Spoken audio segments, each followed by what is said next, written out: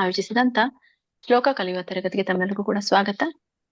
ಇಂದಿನ ತರಗತಿಯನ್ನು ಮಂಗಳಾಚರಣೆಗೆ ಪ್ರಾರಂಭ ಮಾಡೋಣ.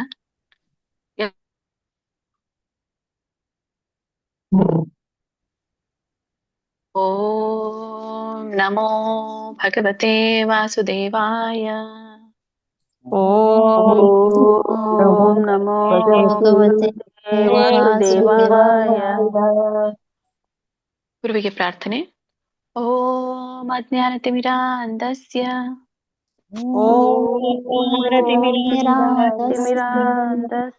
ಜ್ಞಾನಾಂಜನ ಶಲಾಕಯ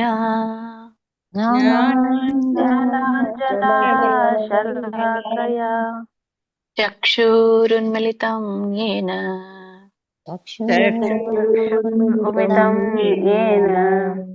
ತಸ್ಮೈ ಶ್ರೀ ಗುರುವೇ ನಮಃ.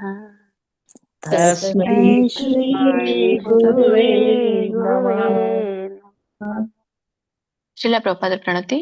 ನಮ ಓಂ ವಿಷ್ಣುಪಾದಾಯ ವಿಷ್ಣುಪಾದಾಯ.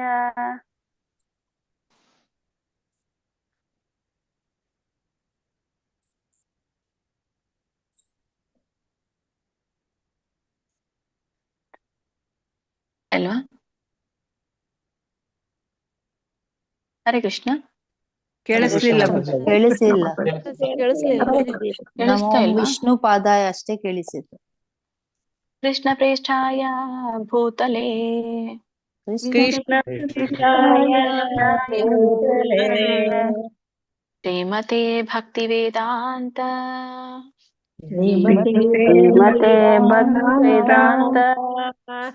ಕಾಮನ್ಯತೆ ನಾಮಿನೇ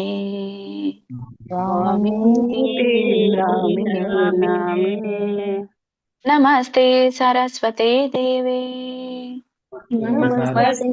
ಸರಸ್ವತೆ ದೇವಿ ಗೌರವಾಣಿ ಪ್ರಚಾರಿಣೆ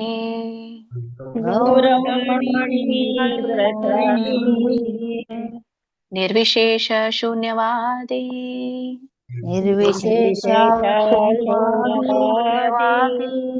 ಪಾಶ್ಚಾತ್ಯ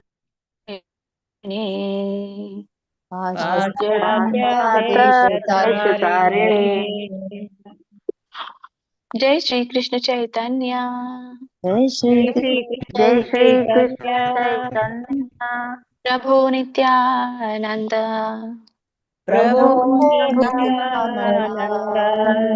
ಅದ್ವೈತ ಗದಾಧರ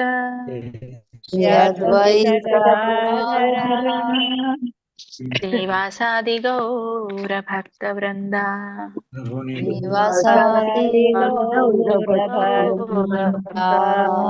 ಹರೇ ಕೃಷ್ಣ ಕೃಷ್ಣ ಕೃಷ್ಣ ಹರೇ ಹರೇ ಹರೇ ರಾಮ ರಾಮ ರಾಮ ಹರೇ ಹರೇ ಹರೇ ಕೃಷ್ಣ ಕೃಷ್ಣ ಕೃಷ್ಣ ಹರೇ ಹರೇ ರಾಮ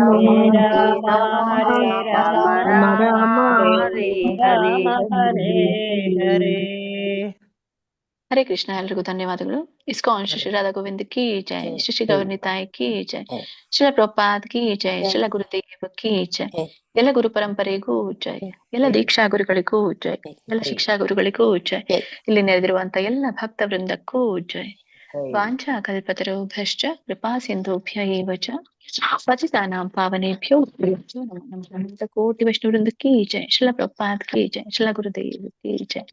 ಹರೇ ಕೃಷ್ಣ. ಅಟೆಂಡೆನ್ಸ್ ಲಿಂಕ್ ಹಾಕಿದ್ದಾರೆ, ಎಲ್ರು ಕೂಡ ಅಟೆಂಡೆನ್ಸ್ ಹಾಕಿ. ಹರೇ ಕೃಷ್ಣ ಎಲ್ಲರಿಗೂ. ಪ್ರಾರಂಭ ಮಾಡೋಣ. ಸೊ ನಿನ್ನೆಯ ತರಗತಿಯಲ್ಲಿ ನಾವು 15ನೇ ಒಂದು ಅಧ್ಯಾಯದ 17ನೇ ಶ್ಲೋಕದವರೆಗೂ ನಾವು ತಿಳಿದುಕೊಂಡ್ವಿ. ಸೊ ಅದರ ಒಂದು ಮುಂದಿನ ಶ್ಲೋಕವನ್ನ ತಿಳಿದುಕೊಳ್ಳೋಣ ಇವತ್ತು. ಶ್ರೀಮದ್ ಭಗವದ್ಗೀತೆ ಅಧ್ಯಾಯ 15, 18ನೇ ಶ್ಲೋಕ. ಯಸ್ಮಾಕ್ಷರಮತೀತೋಹಂ ಅಕ್ಷರಾದಪಿ ಚೋತ್ತಮಃ ಅತೋಸ್ಮಿ ಲೋಕೆ ವೇದೇ ಚ ಪ್ರಥೀತಃ ಪುರುಷೋತ್ತಮಃ.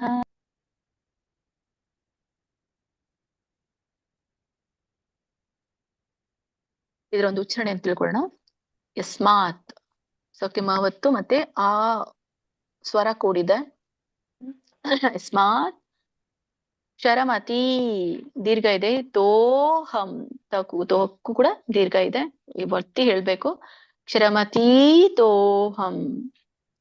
ಅಕ್ಷರಾದಪಿ ಅಕ್ಷರಾದಪಿ ರಾ ಎಳಿಬೇಕು. ಅಕ್ಷರಾದಪಿ ಚೋತ್ತಮಃ.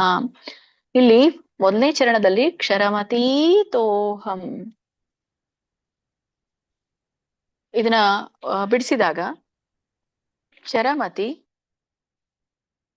ಕ್ಷರಂ ಅತೀತಃ, ಅಹಂ ಅನ್ನುವಂಥ 3 ಪದಗಳಾಗತ್ತೆ. ಕ್ಷರಂ ಕ್ಷರಂ ಅತೀತಃ ಅಹಂ, ಕ್ಷರಮತೀತೋಹಂ ಕೂಡಿನೇ ಹೇಳಿ.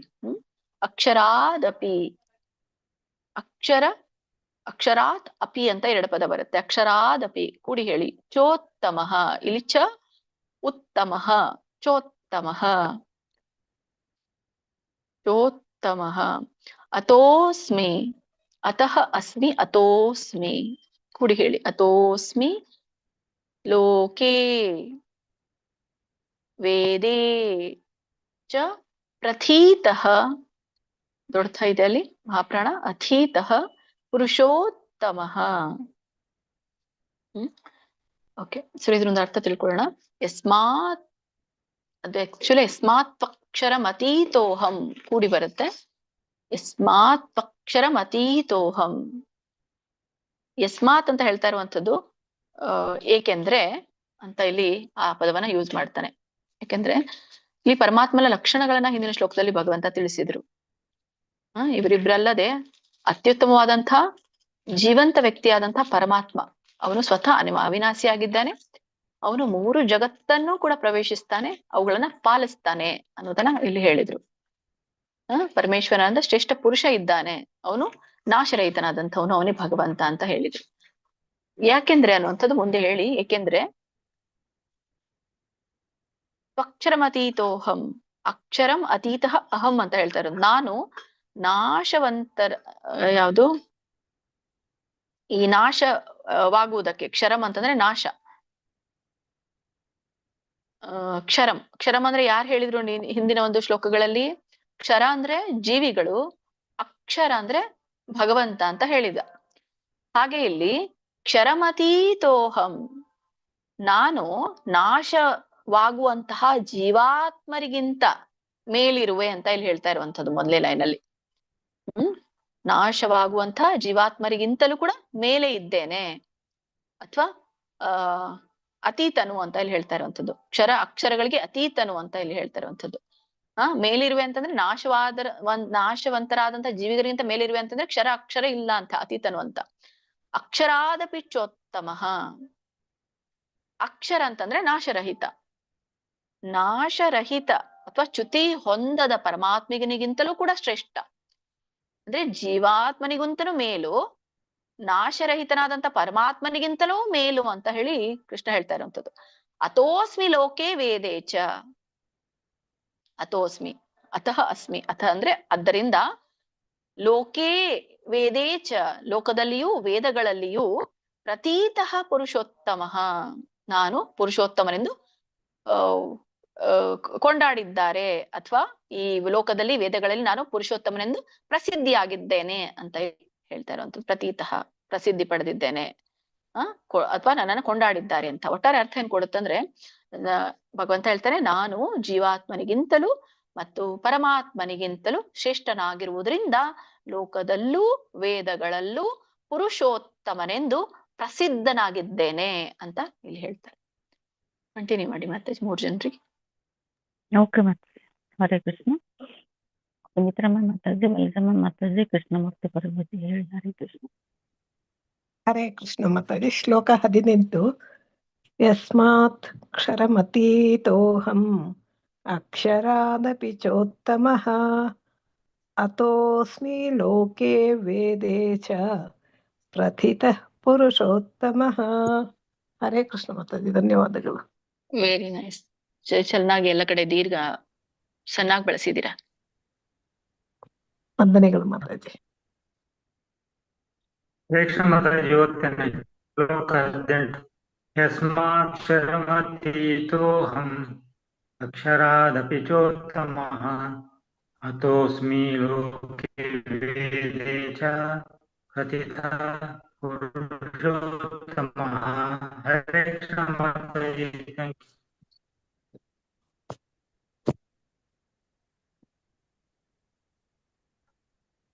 ಹರೇ ಕೃಷ್ಣ. ಹರೇ ಕೃಷ್ಣ ಪ್ರಭುಜಿ, ತುಂಬಾ ಬ್ರೇಕ್ ಆಗ್ತಾ ಇದೆ ವಾಯ್ಸ್ ನಿಮ್ದು. ಅವ್ರದ್ದು ಸ್ವಲ್ಪ ನೆಟ್ವರ್ಕ್ ಪ್ರಾಬ್ಲಮ್ ಇದೆ ಮಾತಾಜಿ ಅಲ್ಲಿ. Internet ಇರ್ಲಿ, ಇನ್ನೊಬ್ಬರಿಗೆ ಹೇಳಿ. ಮಲ್ಗಮ್ಮ ಮಾತಾಜಿ, ಗಾಯತ್ರಿ ಯಾರು ಮಾತಾಜಿ ಹೇಳಿ.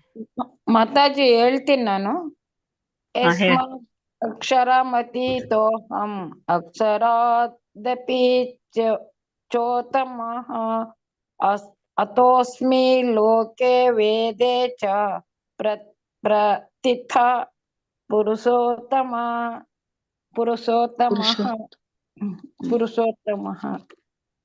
ಹರೇ ಕೃಷ್ಣ ಮಾತಾಜಿ. ಹರೇ ಕೃಷ್ಣ ಮಾತಾಜಿ. ಹರೇ ಕೃಷ್ಣ. ನೆಕ್ಸ್ಟ್ ಶ್ಲೋಕ ಓದಿದ್ರಿ ಅಂತ ಮಾತಾಜಿ? ಇನ್ನೊಬ್ರಿಗೆ ಹೇಳಂದ್ರಲ್ಲ ಮಾತಾಜಿ. ಹರೇ ಕೃಷ್ಣ. ಓ, ಅವ್ರದ್ದು ಆಗ. ಹಾ, ಸರಿ, ಹೇಳಿ. ಶ್ಲೋಕ 18.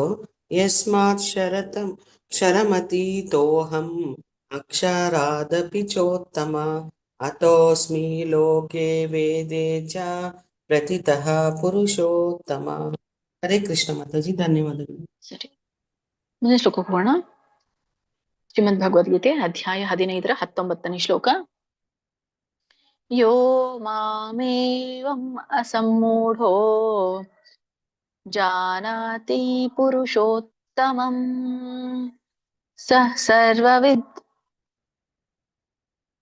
ಸರ್ವವಿದ್ ಭಜತಿ ಮಾಂ ಸರ್ವಭಾವೇನ ಭಾರತ. ಇದರ ಉಚ್ಚಾರಣೆ ಯೋ ಮಾಮೇವಂ. ಯೋ ದೀರ್ಘ ಇದೆ. ಯೋ ಮಾಮೇವಂ. ಅಲ್ಲಿ ಸಮ್ಮೂಢ ಅನ್ನುವಂಥದ್ದನ್ನ ಬಿಡಿಸಿ ಗ್ಯಾಪ್ ಕೊಟ್ಟಿದ್ದಾರೆ ಅಲ್ಲಿ ಅಲ್ಲ. ಅದು ಸ್ವಲ್ಪ ಅಲ್ಲಿ ಗ್ಯಾಪ್ ಕೊಟ್ಟಾಗ ಸ್ವಲ್ಪ ತಪ್ಪಾಗ್ಬಿಡುತ್ತೆ. ಸಮ್ಮೂಢ ಅನ್ನುವಂಥದ್ದು ಅಸಮ್ಮೂಢಗೆ ವಿರುದ್ಧ ಪದ. ಅಂದ್ರೆ ಸಮ್ಮೂಢ ಅಂತಂದ್ರೆ ಸಂದೇಹವಿರುವವನಿಗೆ ಸಮ್ಮೂಢ ಅಂತ ಕರೀತಾರೆ. ಆದ್ರೆ ಇಲ್ಲಿ ಸಮೂಢ ಅಂತ ಇದೆ, ಬಟ್ ಅದ ಅರ್ಥ ತಪ್ಪಾಗಿ ಕೊಡೋದ್ರಿಂದ ಸಂದೇಹವಿರುವವನು ಅಂತ ಆಗತ್ತೆ. ಬಟ್ ಅದು ತಪ್ಪು. ಅಲ್ಲಿ ಕೂಡಿಸ್ಬೇಕು ಅದನ್ನ. ಮಾಮೇವಂ ಅಸಮ್ಮೂಢೋ. ಇಲ್ಲ ಅಂದ್ರೆ ನಾವಲ್ಲಿ ಸೇರಿಸ್ಬೇಕು. ಯಾರ್ ಪ್ರಿಂಟ್ ಔಟ್ ಇದೆಯೋ ಅದನ್ನ ಸೇರಿಸ್ಕೊಳ್ಳಿ. ಯೋ ಮಾಮೇವಂ ಅಸಮ್ಮೂಢೋ. ಹಚ್ಬೇಕು ಅಲ್ಲಿ, ನೆನ್ಪಿಟ್ಕೊಳ್ಳಿ, ಆಡ್ ಮಾಡ್ಕೊಳ್ಳಿ. ಯಾರು ಹೇಳೋರು ಇದ್ದೀರಲ್ಲ ನೋಡಿ, ಅವರು ಉಳ್ದವ್ರೆಲ್ಲ. ಮೂಢೋ ದೊಡ್ಡ ಢ ಇದೆ, ದೀರ್ಘ. ಜಾನಾತಿ ಪುರುಷೋತ್ತಮಂ. ಸರ್ವವಿದ್, ಅಲ್ಲಿ ವ್ಯಂಜನ ಇದೆ. ಸರ್ವವಿದ್ ಅಂತ ಹೇಳಿದಾಗ ಓಕೆ. ಸೊ ಸರ್ವವಿತ್ ಅಂತ ಬರುತ್ತೆ ಅದು. ಸರ್ವವಿದ್ ಹಾಗೆ ಹೇಳಿ. ಸರ್ವವಿದ್ ಭಜತಿ. ಅಲ್ಲಿ ದ ಬಂದಾಗ ಮುಂದಿನ ಶಬ್ದ ಅಕ್ಷರವನ್ನ ಹಿಂದಿನ ಪದಕ್ಕೆ ಒತ್ತಕ್ಷರ ಆಗಿ ತಗೋಬೇಕು. ಸರ್ವವಿದ್ ಭಜತಿ ಮಾಂ. ಹಾಗೆ ಬರುತ್ತೆ ಹೇಳುವಾಗ. ಸರ್ವವಿದ್ ಭಜತಿ ಮಾಂ ಸರ್ವಭಾವೇನ ಭಾರತ. ಇಲ್ಲಿ ಮಾಮೇವಂ ಬಿಡಿಸಿದಾಗ ಮಾಂ ಏವಂ ಅಂತ ಬಿಡಿಸಲಾಗತ್ತೆ ಮೊದಲೇ ಚರಣದಲ್ಲಿ. ಇದ್ರ ಒಂದು ಅರ್ಥನ ತಿಳ್ಕೊಳ್ಳೋಣ. ಯೋ ಮಾಮೇವಂ ಅಸಮ್ಮೂಢೋ ಜಾನಾತಿ ಅಂತ ಒಂದು ಸೆಂಟೆನ್ಸ್ ಆಗತ್ತೆ. ಯೋ ಮಾಮೇವ, ಯಹ ಅಂದ್ರೆ ಯಾವ ಅಂತ ಅರ್ಥ. ಯಾರು ನನ್ನನ್ನ ಈ ರೀತಿಯಾಗಿ ಮೋಹವಿಲ್ಲದೆ ಅರಿಯುತ್ತಾರೋ ಅಥವಾ ಸಂದೇಹವಿಲ್ಲದೆ ಅರಿಯುತ್ತಾರೋ. ಮಾಮೇವ ನನ್ನನ್ನ ಅಸಮ್ಮೂಢೋ ಸಂದೇಹವಿಲ್ಲದೆ ಜಾನಾತಿ ಅರಿತಾರೋ ಪುರುಷೋತ್ತಮಂ ಯಾರನ್ನ? ನನ್ನನ್ನು ಪುರುಷೋತ್ತಮನನ್ನಾಗಿ. ಯಾಕಂದ್ರೆ ಹಿಂದಿನ ಪದದಲ್ಲಿ ಏನ್ ಹೇಳ್ತಾ ಇರುವಂತದ್ದು, ನಾನೇ ಪರಮ ಪುರುಷ ಆಗಿದ್ದೇನೆ ಅಂತ ಹೇಳಿ ಪ್ರಸಿದ್ಧಿ ಪಡೆದಿದ್ದೇನೆ. ಎಲ್ಲಿ? ವೇದಗಳಲ್ಲಿ ಅಂತ ಹೇಳ್ತಾರೆ ಅಲ್ಲ ಹಿಂದಿನ ಶ್ಲೋಕದಲ್ಲಿ. ಎಲ್ಲೆಲ್ಲಿ? ಲೋಕದಲ್ಲಿ ಮತ್ತೆ ವೇದಗಳಲ್ಲೂ ಪುರುಷೋತ್ತಮನ ಪ್ರಸಿದ್ಧನಾಗಿದ್ದಾನೆ. ಹಾಗೆ ಇದನ್ನ ಏನನ್ನ ನನ್ನನ್ನು ಯಾರು ತಿಳ್ಕೊಳ್ತಾರೋ, ಸಂದೇಹವಿಲ್ಲದೆ ಯಾರು ಅರಿತಾರೋ, ಸ ಸರ್ವವಿದ್ ಭಜತಿ ಮಾಂ. ಸರ್ವವಿತ್ ಅಂದ್ರೆ ಅವನು ಸಂಪೂರ್ಣ ಜ್ಞಾನಿ ಆಗಿರುತ್ತಾನೆ. ಭಜತಿ ಮಾಂ ಸರ್ವಭಾವೇನ. ಸರ್ವಭಾವೇನ ಅಂದ್ರೆ ಸಂಪೂರ್ಣ ಭಾವದಿಂದ ನನ್ನನ್ನು ಭಜತಿ ಅಂದ್ರೆ ಭಜತಿ ಅಂದ್ರೆ ಭಕ್ತಿ ಹೇಳ್ತಾ ಇದ್ದಾರೆ ಇಲ್ಲಿ. ನನ್ನನ್ನ ಭಕ್ತಿ ಸೇವೆ ಮಾಡ್ತಾನೆ, ಸಂಪೂರ್ಣ ಭಕ್ತಿ ಭಾವದಿಂದ ನನ್ನನ್ನ ಸೇವಿಸುತ್ತಾನೆ ಅಂತ ಇಲ್ಲಿ ಹೇಳ್ತಾರೆ. ಅಥವಾ ಇನ್ನೊಂದು ಅರ್ಥ ಏನ್ ಕೊಡುತ್ತೆ, ಸಂಪೂರ್ಣ ಭಕ್ತಿ ಸೇವೆಯಲ್ಲಿ ನಿರತನಾಗಿರ್ತಾನೆ ಅಂತ ಇಲ್ಲಿ ಹೇಳ್ತಾರೆ. ಸೊ ಇದ್ರ ಒಂದು ಒಟ್ಟಾರೆ ಅರ್ಥ ಏನ್ ಕೊಡುತ್ತೆ ಅಂದ್ರೆ, ಶ್ರೀಕೃಷ್ಣನನ್ನು ಪುರುಷೋತ್ತಮನನ್ನಾಗಿ ಅರಿಯುವ ಭಕ್ತನು ಸಂಪೂರ್ಣ ಜ್ಞಾನಿಯಾಗಿರ್ತಾನೆ. ಹಾಗಾಗಿ ಅವನು ಸಂಪೂರ್ಣ ಭಕ್ತಿ ಭಾವದಿಂದ ಭಗವಂತನ ಸೇವೆ ಮಾಡ್ತಾನೆ ಅಂತ ಇಲ್ಲಿ ಹೇಳ್ತಾರೆ. ಕಂಟಿನ್ಯೂ ಮಾಡಿ ಮಾತಾಜಿ.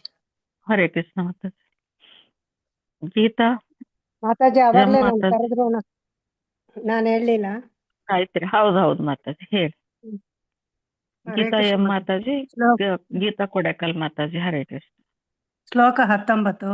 ಯೋ ಮಾಮೇವ ಸಮ್ಮೂಢೋ ಜಾನಾತಿ ಪುರುಷೋತ್ತಮಂ ಸ ಸರ್ವವಿದ್ ಭಜತಿ ಮಾಂ ಸರ್ವಭಾವೇನ ಭಾರತ. ಹರೇ ಕೃಷ್ಣ ಮಾತಾಜಿ, ಧನ್ಯವಾದಗಳು.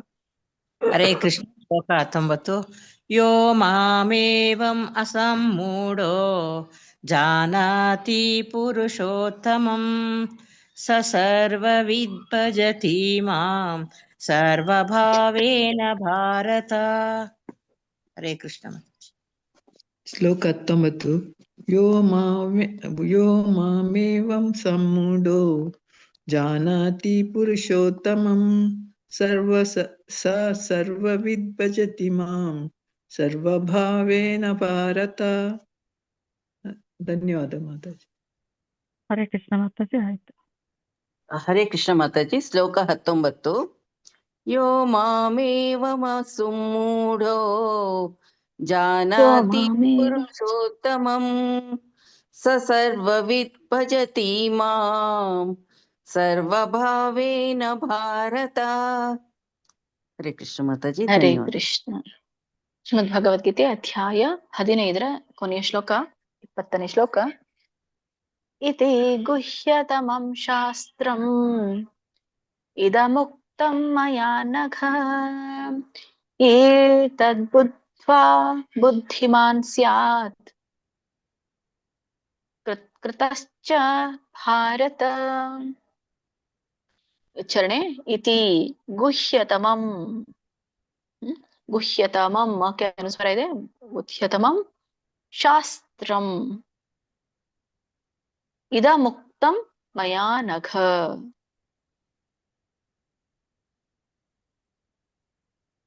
ಇದಮುಕ್ತಂ ಇಲ್ಲಿ ಇದಮುಕ್ತಂ ಅನ್ನ ಬಿಡಿಸಿದಾಗ ಇದಂ ಉಕ್ತಂ ಅಂತ ಆಗತ್ತೆ. ಇದಮುಕ್ತಂ ಮಯಾ ನಘ. ಅವಗ್ರಹ ಇದೆ ಅಲ್ಲಿ, ಕೂಡಿನೇ ಹೇಳಿ. ಮಯಾ ನಘ ಏತದ್. ನೋಡಿ ಇಲ್ಲಿ ಏ ಯ ಬರೋದಿಲ್ಲ, ಇಲ್ಲಿ ಏ ಇದೆ. ಇದು ಗಂಟ್ಲಿಂದ ಬರುವಂಥದ್ದು. ಏತದ್ ನೋಡಿ, ಅದು ಸ್ವಲ್ಪ ಉಚ್ಚಾರಣೆ ಬೇರೆ ಆಗುತ್ತೆ ನಾಲ್ಗೆ. ಇದು ಏತದ್. ಬುದ್ಧ್ವಾ ದಕ್ಕೆ ದೊಡ್ಡದ ಬುದ್ಧ್ವಾ. ದ ಒಂದು ಅಲ್ಪ ಪ್ರಾಣ ಬರುತ್ತೆ, ಮತ್ತೆ ಕೆಳಗಿರುವಂತದ್ದು ದೊಡ್ಡ ಧ ಮಹಾಪ್ರಾಣ. ಸೊ ಮಹಾಪ್ರಾಣ ಹೆಚ್ಚಿಗೆ ಕೇಳಿಸ್ಬೇಕು. ಆಮೇಲೆ ಒತ್ತಕ್ಷರ ಕೇಳಿಸ್ಬೇಕು. ಬುದ್ಧ್ವಾ. ಬುದ್ ನೋಡಿ, ಸಣ್ಣದ ಹೇಳ್ತಾ ಇದ್ದೀನಿ ಬುದ್. ಆಮೇಲೆ ದೊಡ್ಡದ ಹೇಳ್ತೇನೆ ಬುದ್ಧ್ವಾ ನೋಡಿ. ಆಮೇಲೆ ದೊಡ್ಡದ ಕೇಳಿಸುತ್ತೆ ಬುದ್ಧ್ವಾ. ಬುದ್ಧಿಮಾನ್ ನೋಡಿ, ಬುದ್ ಸಣ್ಣದ ಹೇಳ್ತಾ ಇದ್ದೀನಿ ನಾನು. ಆಮೇಲೆ ದೊಡ್ಡದ ಹೇಳ್ತೇನೆ ಬುದ್ಧಿಮಾನ್ ಸ್ಯಾತ್. ಸೊ ಹೀಗೆ ಉಚ್ಚಾರಣೆ ಮಾಡುವಾಗ ತುಂಬಾ ಮೈನ್ಯೂಟ್ ಆಗಿ ಗಮನಿಸಬೇಕು. ಸ್ಯಾತ್ ಕೃತ್ಯಶ್ಚ ಕೃತ್ಯಶ್ಚ. ಕಕ್ಕೆ ಒಟ್ರ ಸುಳಿ ಇದೆ. ಕೃತ್ಯಶ್ಚ. ತಕ್ಕೆ ಯವತ್ತಿದೆ. ಕೃತ್ಯಶ್ಚ ಸ್ವಲ್ಪ ಉಚ್ಚಾರಣೆಗೆ ಅಡಚಣೆ ಆಗತ್ತೆ ಅಲ್ಲಿ. ಕೃತ್ಯಶ್ಚ ತ್ಯ ಹೇಳುವಾಗ ಅದನ್ನ ಪ್ರಾಕ್ಟೀಸ್ ಮಾಡಿ. ಕೃತ್ಯಶ್ಚ ಭಾರತ. ಕೃತ್ಯಶ್ಚ ಭಾರತ. ಕೃತ್ಯಶ್ಚ ಬಿಡಿಸಿದಾಗ ಕೃತ್ಯ ಚ ಆಗತ್ತೆ, ಕೂಡಿ ಹೇಳಿ. ಕೃತ್ಯಶ್ಚ ಭಾರತ. ಇದರೊಂದು ಉಚ್ಚಾರಣೆ. ಇತಿ ಗುಹ್ಯತಮಂ ಶಾಸ್ತ್ರಂ. ಇತಿ ಅಂತಂದ್ರೆ ಇಲ್ಲಿ ಹೀಗೆ, ಗುಹ್ಯತಮಂ ಶಾಸ್ತ್ರಂ ಈ ಶಾಸ್ತ್ರ ಅತ್ಯಂತ ರಹಸ್ಯಮಯವಾಗಿದೆ ಅಂತ. ಗುಹ್ಯತಮಂ. ಗುಹ್ಯ ಅಂದ್ರೆ ರಹಸ್ಯ. ಗುಹ್ಯತಮಂ ಅಂದ್ರೆ ಅತೀ ರಹಸ್ಯ, ಅತ್ಯಂತ ರಹಸ್ಯ. ಇತಿ ಗುಹ್ಯತಮಂ ಶಾಸ್ತ್ರಂ. ಸೊ ಇದು ಅತ್ಯಂತ ರಹಸ್ಯಮಯವಾದ ಶಾಸ್ತ್ರವಾಗಿದೆ. ಇದಮುಕ್ತಂ ಮಯಾ ನಘ. ಸೊ ಇದನ್ನು ನಾನು ನಿನಗೆ, ಮಯ ಅಂತ ಇಲ್ಲಿ ಹೇಳ್ತಾ ಇರುವಂತದ್ದು ನನ್ನಿಂದ, ಇದನ್ನ ನನ್ನಿಂದ ನಿನಗೆ ಬೋಧಿಸ್ತಾ ಇದ್ದೇನೆ ಅಂತ ಹೇಳಿ, ಬೋಧಿಸುತ್ತಿದ್ದೇನೆ. ಉಕ್ತಮ್ ಅಂತ ಹೇಳಲಾಗಿದೆ, ನಾನ್ ನಿನ್ಗೆ ಹೇಳ್ತಾ ಇದ್ದೇನೆ ಅಂತ. ಏತದ್ ಬುದ್ಧ್ವಾ. ಸೊ ಇದನ್ನ ನೀನು ಅರಿತು, ಸೊ ಇದನ್ನ ಅರಿತವನು ಅಂತ ಹೇಳಿ. ಏತದ್ ಬುದ್ಧ್ವಾ, ಇದನ್ನ ಅರಿತವನು ನಿಜವಾಗಿಯೂ ಕೂಡ ಬುದ್ಧಿಮಾನ್ ಸ್ಯಾತ್. ಅದು ನ ವ್ಯಂಜನ ಇದೆಯಲ್ಲ, ಹಾಗಾಗಿ ಸ ಒತ್ತಕ್ಷರ ಬಂದ್ಬಿಡುತ್ತೆ. ಬುದ್ಧಿಮಾನ್ ಸ್ಯಾತ್. ಬುದ್ಧಿಮಾನ್ ಸ್ಯಾತ್. ಬುದ್ಧಿವಂತನಾಗ್ತಾನೆ. ಸೊ ಇದನ್ನ ಅರಿತವನು ನಿಜವಾದ ಬುದ್ಧಿವಂತನಾಗ್ತಾನೆ. ಕೃತ್ಯಶ್ಚ ಭಾರತ. ಕೃತ್ ಅಂತಂದ್ರೆ ಇಲ್ಲಿ, ಸೊ ಅವನು ತನ್ನ ಜೀವನವನ್ನ ಸಂಪೂರ್ಣವಾಗಿ ಸಾಧಿಸಿದವನಾಗ್ತಾನೆ ಅಂತ ಇಲ್ಲಿ ಹೇಳ್ತಾ ಇರುವಂತದ್ದು. ಅಂದ್ರೆ ತನ್ನ ಪ್ರಯತ್ನಗಳಿಂದ, ಕೃತ್ಯಶ್ಚ ಅಂತಂದ್ರೆ ಪ್ರಯತ್ನಗಳು, ತನ್ನ ಪ್ರಯತ್ನಗಳಿಂದ ಅತ್ಯಂತ ಪರಿಪೂರ್ಣನು ಅಂತ ಇಲ್ಲಿ ಹೇಳ್ತಾರೆ. ಒಟ್ಟಾರೆ ಏನ್ ಅರ್ಥ ಕೊಡುತ್ತಂದ್ರೆ,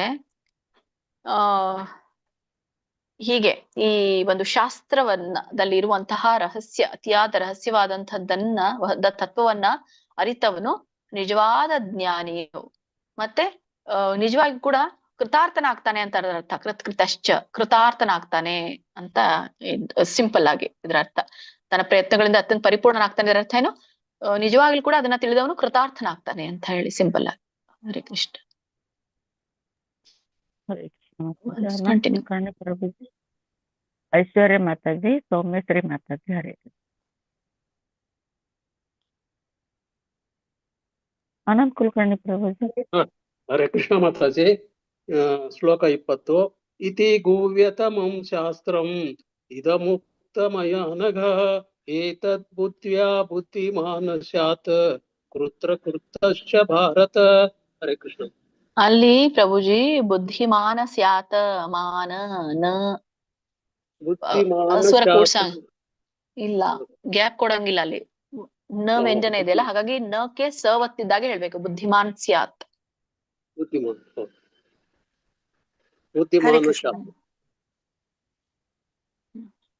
ಹರೇ ಕೃಷ್ಣ ಮಾತಾಜಿ. ಹೇಳೋದ? ಹೇಳಿ ಮಾತಾಜಿ. ಶ್ಲೋಕ 20. ಇತಿ ಗುಹ್ಯತಂ ಶಾಸ್ತ್ರಂ ಇದಮುಕ್ತಂ ಮಯಾ ನಘ ಏತದ್ ಬುದ್ಧ್ವಾ ಬುದ್ಧಿಮಾನ್ ಸ್ಯಾತ್ ಕೃತ್ಯಶ್ಚ ಭಾರತ. ಹರೇ ಕೃಷ್ಣ ಮಾತಾಜಿ. ಸರಿತಾ ಮಾತಾಜಿ? ಕೃತ್ಯಶ್ಚ ಭಾರತ. ಇಲ್ಲಿ ಬುದ್ಧಿಮಾನ್ ಸ್ಯಾತ್, ಬುದ್ಧಿಮಾನ್ ಏತದ್.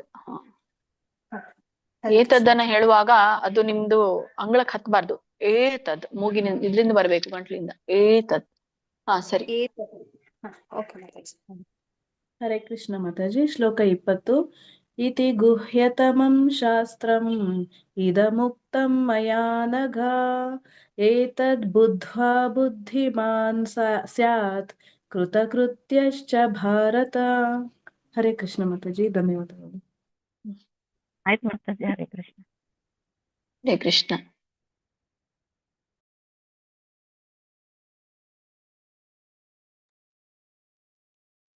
ಹರೇ ಕೃಷ್ಣ.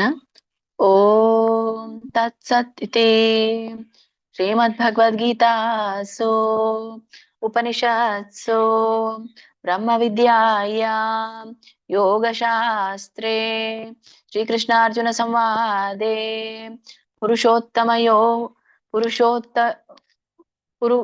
ಪುರುಷೋತ್ತಯೋಮ ಪ್ರಾಪ್ತಿ ಯೋಗೋ ನಾಮ ಪಂಚದಶೋಧ್ಯಾಯಃ. ಹರೇ ಕೃಷ್ಣ ಕೃಷ್ಣ ಕೃಷ್ಣ ಹರೇ ಹರೇ, ಹರೇ ರಾಮ ರಾಮ ರಾಮ ಹರೇ ಹರೇ. ಹರೇ ಕೃಷ್ಣ ಕೃಷ್ಣ ಕೃಷ್ಣ ಹರೇ ಹರೇ, ಹರೇ ರಾಮ ರಾಮ ರಾಮ ಹರೇ ಹರೇ. ಹರೇ ಕೃಷ್ಣ ಕೃಷ್ಣ ಕೃಷ್ಣ ಹರೇ ಹರೇ, ಹರೇ ರಾಮ ರಾಮ ರಾಮ ಹರೇ ಹರೇ. ಹರೇ ಕೃಷ್ಣ. ಕಂಟಿನ್ಯೂ ಮಾಡೋಣ. ಶ್ರೀಮದ್ ಭಗವದ್ಗೀತೆ ಅಧ್ಯಾಯ 16. अथ षोडशोऽध्यायः दैवासुरसम्पद्विभागयोगः श्रीमद्भगवद्गीते अध्याय 16 ಒಂದನೇ ಶ್ಲೋಕ श्रीभगवानुवाच अभयं सत्त्वसंशुद्धिः ज्ञानयोगव्यवस्थितः ज्ञानयोगव्यवस्थितिः दानं दमश्च यज्ञश्च स्वाध्यायस्तप आर्जवम् ಆಕ್ಚುಲಿ ಇದು 16ನೇ ಫಸ್ಟ್ ಭಗವಂತ 3 ಶ್ಲೋಕಗಳಿಂದ ಹೇಳ್ತಾನೆ. 3 ಶ್ಲೋಕಗಳನ್ನ ಒಳಗೊಂಡಿದೆ ಇದು. ಸೊ ಇಲ್ಲಾಂದ್ರೆ 3 ಹೇಳಿಲ್ಲ ಇನ್ಕಂಪ್ಲೀಟ್ ಆಗುತ್ತೆ. ಬಟ್ ಒಂದೊಂದಾಗಿನೇ ಹೇಳ್ತೇನೆ. ನೋಡಿದ್ರೆ ಒಂದು ಉಚ್ಚಾರಣೆ ಶ್ರೀ ಭಗವಾನ್ ವಾಚ ಅಭಯಂ ಸತ್ವ ಸಂಶುದ್ಧಿಃ ಸತ್ವ ಸಂಶುದ್ಧಿಃ ದೀಹಿ ವಿಸರ್ಗ ಹೀನೇ ಬರಬೇಕು. ಜ್ಞಾನ ಯೋಗ ವ್ಯವಸ್ಥಿತಿಃ ಜ್ಞಾನ ಯೋಗ ವ್ಯವಸ್ಥಿತಿಃ ಅನ್ನುವಂತ 3 ಪದ ಬರುತ್ತೆ. ಹಾಗೆ ಹೇಳಿ ಜ್ಞಾನ ಯೋಗ ವ್ಯವಸ್ಥಿತಿಃ ದಾನಂ ದಮಶ್ಚ ಯಜ್ಞಶ್ಚ ಸ್ವಾಧ್ಯಾಯಸ್ತಪ ಆರ್ಜವಂ ಸ್ವಾಧ್ಯಾಯ ತಪಃ ಅಂತ 2 ಪದ ಬರುತ್ತೆ ಕೊನೆ ಚರಣದಲ್ಲಿ. ಸ್ವಾಧ್ಯಾಯ ತಪಃ ಆರ್ಜವಂ ಅಂತ. ಸೊ ಇದ್ರ ಒಂದು ಅರ್ಥನ ತಿಳ್ಕೊಂಡ್ ಬರೋಣ. ಅಭಯಂ ಶ್ರೀ ಭಗವಾನ್ ವಾಚ ಭಗವಂತ ಹೇಳುತ್ತಾರೆ ಅಭಯಂ ಅಂದ್ರೆ ಭಯರಹಿತ, ಸತ್ವ ಸಂಶುದ್ಧಿ ಮನಸ್ಸಿನ ಒಂದು ಶುದ್ಧತೆ ಅಥವಾ ನಮ್ಮ ಒಂದು ಅಸ್ತಿತ್ವ ಅದರ ಶುದ್ಧತೆ, ಜ್ಞಾನ ಯೋಗ ವ್ಯವಸ್ಥಿತಿ ಜ್ಞಾನ ಮತ್ತು ಯೋಗದಲ್ಲಿ ಸ್ಥಿರತೆ ಅಂತ ಇಲ್ಲಿ ಹೇಳ್ತಾ ಇರುವಂತದ್ದು. ವ್ಯವಸ್ಥಿತಿ ಅಂತಂದ್ರೆ ಈ ಒಂದು ಸನ್ನಿವೇಶಗಳಲ್ಲಿ ಸ್ಥಿರವಾಗಿರುವಂಥದ್ದು. ದಾನಂ ದಾನಶೀಲತೆ, ದಮಶ್ಚ ದಮಃ ಅಂದ್ರೆ ಇಂದ್ರಿಯ ನಿಯಂತ್ರಣ ಅಥವಾ ಇಲ್ಲಿ ಮನಸ್ಸಿನ ನಿಗ್ರಹ ಅಂತ ಮನೋನಿಗ್ರಹ ಅಂತ ಕರೀತಾರೆ. ದಮ ಮನೋನಿಗ್ರಹ. ಯಜ್ಞಶ್ಚ ಯಜ್ಞ ಅಂತಂದ್ರೆ ಯಜ್ಞಾಚರಣೆ, ಭಗವಂತನಿಗೆ ಮಾಡಿದಂತ ಒಂದು ಯಜ್ಞ ಕರ್ಮ ಅಂತ. ಇದು ಒಂದು ತರ ಕರ್ಮನೇ ಭಗವಂತನಿಗೆ ಮಾಡಿರುವಂಥದ್ದು. ಸ್ವಾಧ್ಯಾಯ ಸ್ವಾಧ್ಯಾಯ ಅಂದ್ರೆ ಶಾಸ್ತ್ರದ ಅಧ್ಯಯನ ಮತ್ತೆ ಅಥವಾ ವೇದಗಳ ಅಧ್ಯಯನ. ತಪಃ ಅಂದ್ರೆ ತಪಸ್ಸು. ಆರ್ಜವಂ ಅಂದ್ರೆ ಸರಳತೆ, ಪ್ರಾಮಾಣಿಕತೆ. ಸೊ ಹೀಗೆ ಇಲ್ಲಿ ಸೆಂಟೆನ್ಸ್ ಕಂಪ್ಲೀಟ್ ಆಗಲ್ಲ. ಇಲ್ಲಿ ಕೇವಲ ಭಗವಂತ ಕೆಲವೊಂದು ಗುಣಲಕ್ಷಣಗಳನ್ನ ಹೇಳ್ತಾ ಇದ್ದಾರೆ. ಇವು ಎದುರು ಗುಣಲಕ್ಷಣ ಅಂತಂದ್ರೆ ಈ ದೈವಿ ಸ್ವಭಾವದವ್ರು ಹೇಗಿರ್ತಾರೆ ಅನ್ನುವಂಥದ್ದನ್ನ ಇಲ್ಲಿ ಒಂದೊಂದಾಗಿ ತಿಳಿಸ್ತಾರೆ. ಸೊ ಇಷ್ಟೇ ಇದರ ಅರ್ಥ. ಭಯಂ ಭಯ ರಹಿತ ಜೀವನ, ಸತ್ವ ಸಂಶುದ್ಧಿ ಮನಸ್ಸಿನ ಸಂಪೂರ್ಣ ಶುದ್ಧತೆ, ಜ್ಞಾನ ಯೋಗ ವ್ಯವಸ್ಥಿತಿ ಜ್ಞಾನ ಮತ್ತು ಯೋಗದಲ್ಲಿ ದೃಢಸ್ಥಿತಿ, ದಾನ ದಮಶ್ಚ ದಾನಶೀಲತೆ ಮತ್ತು ಇಂದ್ರಿಯ ನಿಯಂತ್ರಣ, ಯಜ್ಞಶ್ಚ ಸ್ವಾಧ್ಯಾಯ ಯಜ್ಞ ಮತ್ತು ಶಾಸ್ತ್ರದ ಅಧ್ಯಯನ, ತಪ ಆರ್ಜವಂ ತಪಸ್ಸು ಮತ್ತು ಸರಳತೆ. ಇವೆಲ್ಲ ದೈವಿ ಗುಣಗಳಾಗಿವೆ ಅಂತ ಹೇಳಿ ಕೊನೆಗೆ ಬರುತ್ತೆ 3ನೇ ಶ್ಲೋಕದಲ್ಲಿ. ಕಂಟಿನ್ಯೂ ಮಾಡಿ ಮಾತಾಜಿ. ಓಕೆ ಮಾತಾಜಿ. ಹರೇ ಕೃಷ್ಣ. ಕಾಂತಮಣಿ ಮಾತಾಜಿ, ಲಕ್ಷ್ಮೀ ಪ್ರೇಮ್ ಮಾತಾಜಿ, ಲಲಿತಾ ಪೂಜಾರಿ ಮಾತಾಜಿ. ಹರೇ ಕೃಷ್ಣ ಹೇಳಿ. ಹರೇ ಕೃಷ್ಣ ಮಾತಾಜಿ. ಶ್ರೀ ಭಗವಾನುವಾಚ ಅಭಯಂ ಸತ್ವ ಸಂಶುದ್ಧಿಃ ಜ್ಞಾನಯೋಗ ವ್ಯವಸ್ಥಿತಿಃ ದಾನಂ ದಮಶ್ಚ ಯಜ್ಞಶ್ಚ ಸ್ವಾಧ್ಯಾಯಸ್ತಪ ಅರ್ಜವಂ. ಹರೇ ಕೃಷ್ಣ ಮಾತಾಜಿ. ಹರೇ ಕೃಷ್ಣ ಮಾತಾಜಿ. ಶ್ರೀ ಭಗವಾನುವಾಚ ಅಭಯಂ ಸತ್ವ ಸಂಶುದ್ಧಿ ಜ್ಞಾನಯೋಗ ವ್ಯವಸ್ಥಿತಿ ದಾನಂ ದಮಶ್ಚ ಯಜ್ಞಶ್ಚ ಸ್ವಾಧ್ಯಾಯಸ್ತಪ ಆರ್ಜವಂ. ಧನ್ಯವಾದಗಳು ಮಾತಾಜಿ. ಹರೇ ಕೃಷ್ಣ. ಹರೇ ಕೃಷ್ಣ ಮಾತಾಜಿ. ಶ್ಲೋಕ 1. ಶ್ರೀ ಭಗವಾನುವಾಚ ಅಭಯಂ ಸತ್ವ ಸಂಶುದ್ಧಿಃ ಜ್ಞಾನಯೋಗ ವ್ಯವಸ್ಥಿತಿಃ ದಾನಂ ದಮಶ್ಚ ಯಜ್ಞಶ್ಚ ಸ್ವಾಧ್ಯಾಯ ಸ್ತಪ ಅರ್ಜವಂ. ಹರೇ ಕೃಷ್ಣ ಮಾತಾಜಿ. ಆರ್ಜವಂ ಮುಂದಿನ ಶ್ಲೋಕ ಹೋಗೋಣ. ಶ್ರೀಮದ್ ಭಗವದ್ಗೀತೆ ಅಧ್ಯಾಯ 16ರ 2ನೇ ಶ್ಲೋಕ. ಅಹಿಂಸಾ ಸತ್ಯಮಕ್ರೋಧಃ ತ್ಯಾಗಃ ಶಾಂತಿರಪೈಶುನಂ ದಯಾ ಭೂತೇಷ್ವಲೋಲುತ್ವಂ ಮಾರ್ದವಂ ಹ್ರೀರಚಾಪಲಂ. ಹರೇ ಕೃಷ್ಣ. ಇದರ ಒಂದು ಉಚ್ಚಾರಣೆ ಅಹಿಂಸಾ ಸತ್ಯಂ ಅಕ್ರೋಧಂ. ಸತ್ಯಂ ಅಕ್ರೋಧಂ ಅಂತ ಬರುತ್ತೆ. ಸತ್ಯಂ ಅಕ್ರೋಧ ಅಂತ ಹೇಳಿ ಪದ ಬರುತ್ತೆ. ಅಹಿಂಸಾ ಸತ್ಯಂ ಅಕ್ರೋಧಂ. ಅಕ್ರೋಧ ಹಾಗೆ ಹೇಳಿ ಹೇಗಿದೆಯೋ. ಸತ್ಯಂ ಅಕ್ರೋಧ ತ್ಯಾಗ ಶಾಂತಿರಪೈಶುನಂ.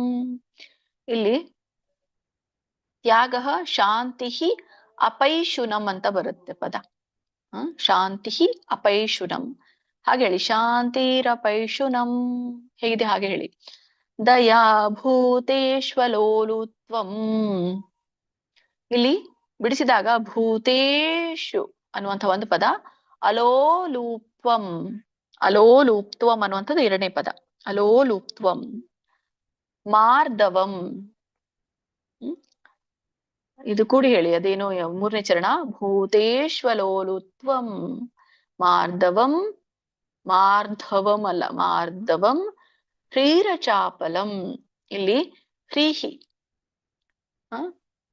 ಹ್ರೀಹಿ ಅಂತ ಇಲ್ಲಿ ಹೇಳ್ತಾ ಇರುವಂತದ್ದು ಈ ಒಂದು ಲಜ್ಜೆಗೆ ಹೇಳ್ತಾರೆ ಹ್ರೀಹಿ. ನಾಚಿಗೆ. ಅಚಾಪಲಂ ಅಂತ.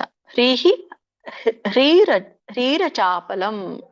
ಹ್ರೀರಚಾಪಲಂ ಹೀಗೆ ಹೇಳಿ. ಅರ್ಥ ತಿಳ್ಕೊಳ್ಳೋಣ.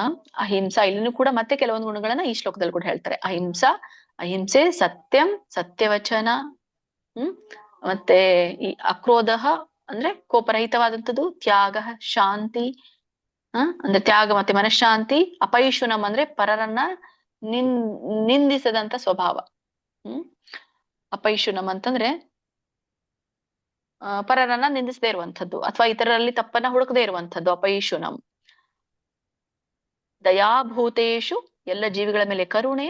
ಅಲೋಲುಪ್ತ್ವಂ ಮಾರ್ದವಂ ಲೋಭರಹಿತತೆ, ಲೋಭರಹಿತವಾಗಿರುವಂಥದ್ದು. ಆಮೇಲೆ ಇನ್ನೊಂದು ಮಾರ್ದವಂ ಅಂತಂದ್ರೆ ಮೃದುತ್ವ ಅಥವಾ ಸಭ್ಯರಾಗಿರುವಂಥದ್ದು. ಹ್ರೀ ಅಂದ್ರೆ ನಾಚಿಕೆ, ಅಚಾಪಲಂ ಅಂದ್ರೆ ಸ್ಥಿರಚಿತ್ತ. ಒಟ್ಟಾರೆ ಏನ್ ಅರ್ಥ ಕೊಡುತ್ತಂದ್ರೆ ಅಹಿಂಸೆ, ಸತ್ಯ, ಕೋಪರಹಿತವಾಗಿರುವಂಥದ್ದು, ತ್ಯಾಗ, ಶಾಂತಿ, ನಿಂದೆ ಮಾಡದಿರುವಂಥದ್ದು, ಎಲ್ಲಾ ಜೀವಿಗಳ ಮೇಲೆ ಕರುಣೆ, ಲೋಭರಹಿತವಾಗಿರುವಂಥದ್ದು, ಮೃದುತ್ವ ಸ್ವಭಾವ, ಲಜ್ಜಾ ನಾಚಿಕೆ ಶೀಲರಾಗಿರುವಂಥದ್ದು, ಸ್ಥಿರತೆ, ಇವೆಲ್ಲವೂ ದವಿ ಸ್ವಭಾವದ ಲಕ್ಷಣ ಅಂತ ಹೇಳ್ತಾರೆ. ಕಂಟಿನ್ಯೂ ಮಾಡಿ ಮಾತಾಜಿ. ಮಾತಾಜಿ ಹರೇ ಕೃಷ್ಣ. ಮಂಗಳವಿ ಮಾತಾಜಿ, ಮನೋರಮಾ ಮಾತಾಜಿ, ನಿರ್ಮಲಾ ಮಾತಾಜಿ ಹರೇ ಕೃಷ್ಣ ಹೇಳಿ.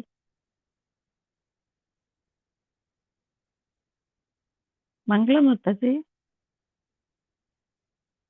ಹರೇ ಕೃಷ್ಣ ಹೇಳಿ ಮಾತಾಜಿ. ಮನೋರಮಾ ಮಾತಾಜಿ ಹೇಳಿ. ಹರೇ ಕೃಷ್ಣ ಮಾತಾಜಿ. ಅಹಿಂಸಾ ಸತ್ಯಮಕ್ರೋಧಃ ತ್ಯಾಗ ಶಕ್ತಿರಪೈಶುನಂ ತ್ಯಾಗ ಶಾಂತಿರಪೈಶುನಂ ದಯಾ ಭೂತೇಶ್ವಲೋಕೆ ತ್ವಂ ಮಾರ್ಧವಂ ಹ್ರೀರಚಾಪಲಂ. ಅಹಿಂಸಾ ಬರುತ್ತೆ ಮಾತಾಜಿ. ಹ್ರೀರ ಹ್ರೀರ ಹ್ರೀರ ಸರಿ. ನೆಕ್ಸ್ಟ್ ಹೇಳಿ. ಹರೇ ಕೃಷ್ಣ ಮಾತಾಜಿ. ಶ್ಲೋಕ ಮಾಡ್ಕೊಳ್ಳಿ ಉಳಿದವರು. ಅಹಿಂಸಾ ಸತ್ಯಮ ಕ್ರೋಧಃ ತ್ಯಾಗಂ ಶಾಂತಿರಪೈಶುನಂ ದಯಾ ಭೂತೇಷ್ಟಲೋಲುತ್ವ ಮಾರ್ದವಂ ಹಿರಚಾಪಲಂ. ಇಲ್ಲ ನೋಡಿ, ಮೊದಲೇ ಚರಣದಲ್ಲಿ ಅಹಿಂಸಾ ಸತ್ಯಂ ಸತ್ಯಂ, ಸತ್ಯ ಬೇರೆ ಮಕ್ರೋಧ ಬೇರೆ ಅಲ್ಲ. ಸತ್ಯಂ ಅಕ್ರೋಧಂ ಕ್ರೋಧ ಕೂಡಿ ಹೇಳ್ಬೇಕು. ಈಗ ಮ್ಯೂಟ್ ಮಾಡ್ಕೊಳ್ಳಿ ಯಾರು ನೋಡಿ. ಅನುಷ್ಠುಭ ಛಂದಸ್ಸು ಅಂತ ಹೇಳಿದಾಗ ಪ್ರತಿಯೊಂದು ಲೈನ್ ಅಲ್ಲಿ 8 ಅಕ್ಷರಗಳು ಬರುತ್ತೆ. ಆ 8 ಅಕ್ಷರ ಕೂಡಿ ಒಂದು ಚರಣ. ಹಾಗೆ ಪ್ರತಿಯೊಂದು ಶ್ಲೋಕದಲ್ಲಿ 4 ಚರಣಗಳನ್ನ ನಾವು ಕಾಣ್ತೇವೆ. ಆ 4 ಚರಣವನ್ನ ಓದುವಾಗ ಪ್ರತಿ ಒಂದು ಚರಣ ಬಿಡ್ಲಾರ್ದೆ ಓದ್ಬೇಕು. ಅಲ್ಲಿ ಗ್ಯಾಪ್ ಕೊಡಂಗಿಲ್ಲ, ಅಲ್ಲಿ ಜಾಗ ಬಿಡಂಗಿಲ್ಲ. ಅಹಿಂಸಾ ಸತ್ಯಮ ಕ್ರೋಧ, ಆಮೇಲೆ ನೀವು ಜಾಗ ಬಿಡ್ಬೇಕು. ನೋಡಿ ಅಲ್ಲಿ ಸ್ಟಾಪ್ ಆದೆ ನಾನು. ಅಹಿಂಸಾ ಸತ್ಯಮ ಕ್ರೋಧ, ನೋಡಿ ಸ್ಟಾಪ್ ಆದೆ. ತ್ಯಾಗ ಶಾಂತಿರ ಪೈಶುನಂ, ನೋಡಿ ಸ್ಟಾಪ್ ಆದೆ. ಸ್ಟಾಪ್ ಯಾವಾಗ ಆಗ್ಬೇಕು? ಆ ಚರಣ ಮುಗಿದ್ಮೇಲೆನೆ ನೀವು ಸ್ಟಾಪ್ ಆಗ್ಬೇಕು. ಒಂದೊಂದು ಚರಣ 4 ಚರಣ ಮುಗಿದ್ಮೇಲೆನೆ ನೀವು ಸ್ಟಾಪ್ ಆಗ್ಬೇಕು. ಹಾಗೆ ಅಲ್ಲಿ ಸತ್ಯಂ ಸತ್ಯ ಮಕ್ರೋಧ ಅದು ಆಗಲ್ಲ. ಸ್ವಲ್ಪ ಗಮನಿಸಿ ಮಾತಾಜಿ ಅಲ್ಲಿ. ನೆಕ್ಸ್ಟ್ ಕಂಟಿನ್ಯೂ ಮಾಡಿ. ಕೃಷ್ಣ ಮಾತಾಜಿ ನಾನು ಹೇಳ್ತೀನಿ. ಅಹಿಂಸಾ ಸತ್ಯಂ ಅಕ್ರೋಧ ತ್ಯಾಗ ಶಾಂತಿರ ಪೈಶೂನಂ ದಯಾ ಭೂತೇಷ್ವಲೋಲುಪ್ತಂ ಮಾರ್ಧವಂ ಹಿರರ ಚಾಪಲಂ. ಆಗ್ಲೇನು ಕೂಡ ಮಾತಾಜಿ ನೋಡಿ, ಭೂತೇಷ್ಟ ಅಲ್ಲ, ಭೂತೇಶ್ವಲೋಲುತ್ವಂ. ಮತ್ತೆ ಅಲ್ಲಿ ಲೋಲುತ್ವ ಅಂತ ಅಷ್ಟೇ ಹೇಳಿದ್ರು. ಅವಾಗ ಇನ್ನೊಬ್ರು ಮಾತಾಜಿ ಯಾರು ಗೊತ್ತಾಗ್ಲಿಲ್ಲ ನನಗೆ ಅವರು. ಭೂತೇಶ್ವಲೋಲುತ್ವಂ ಸರಿಯಾಗಿ ಹೇಳಿದ್ರು ಎಲ್ಲಾನು ಕೂಡ. ಕೆಲವೊಂದು ಅನುಸ್ವಾರ ಬಿಟ್ರು ಅವರು.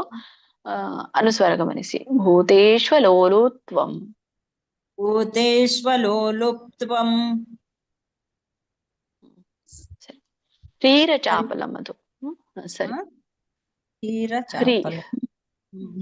ಮುಂದಿನ ಶ್ಲೋಕ ಹೋಗೋಣ. ಶ್ರೀಮದ್ ಭಗವದ್ಗೀತೆ ಅಧ್ಯಾಯ 16ರ 3ನೇ ಶ್ಲೋಕ.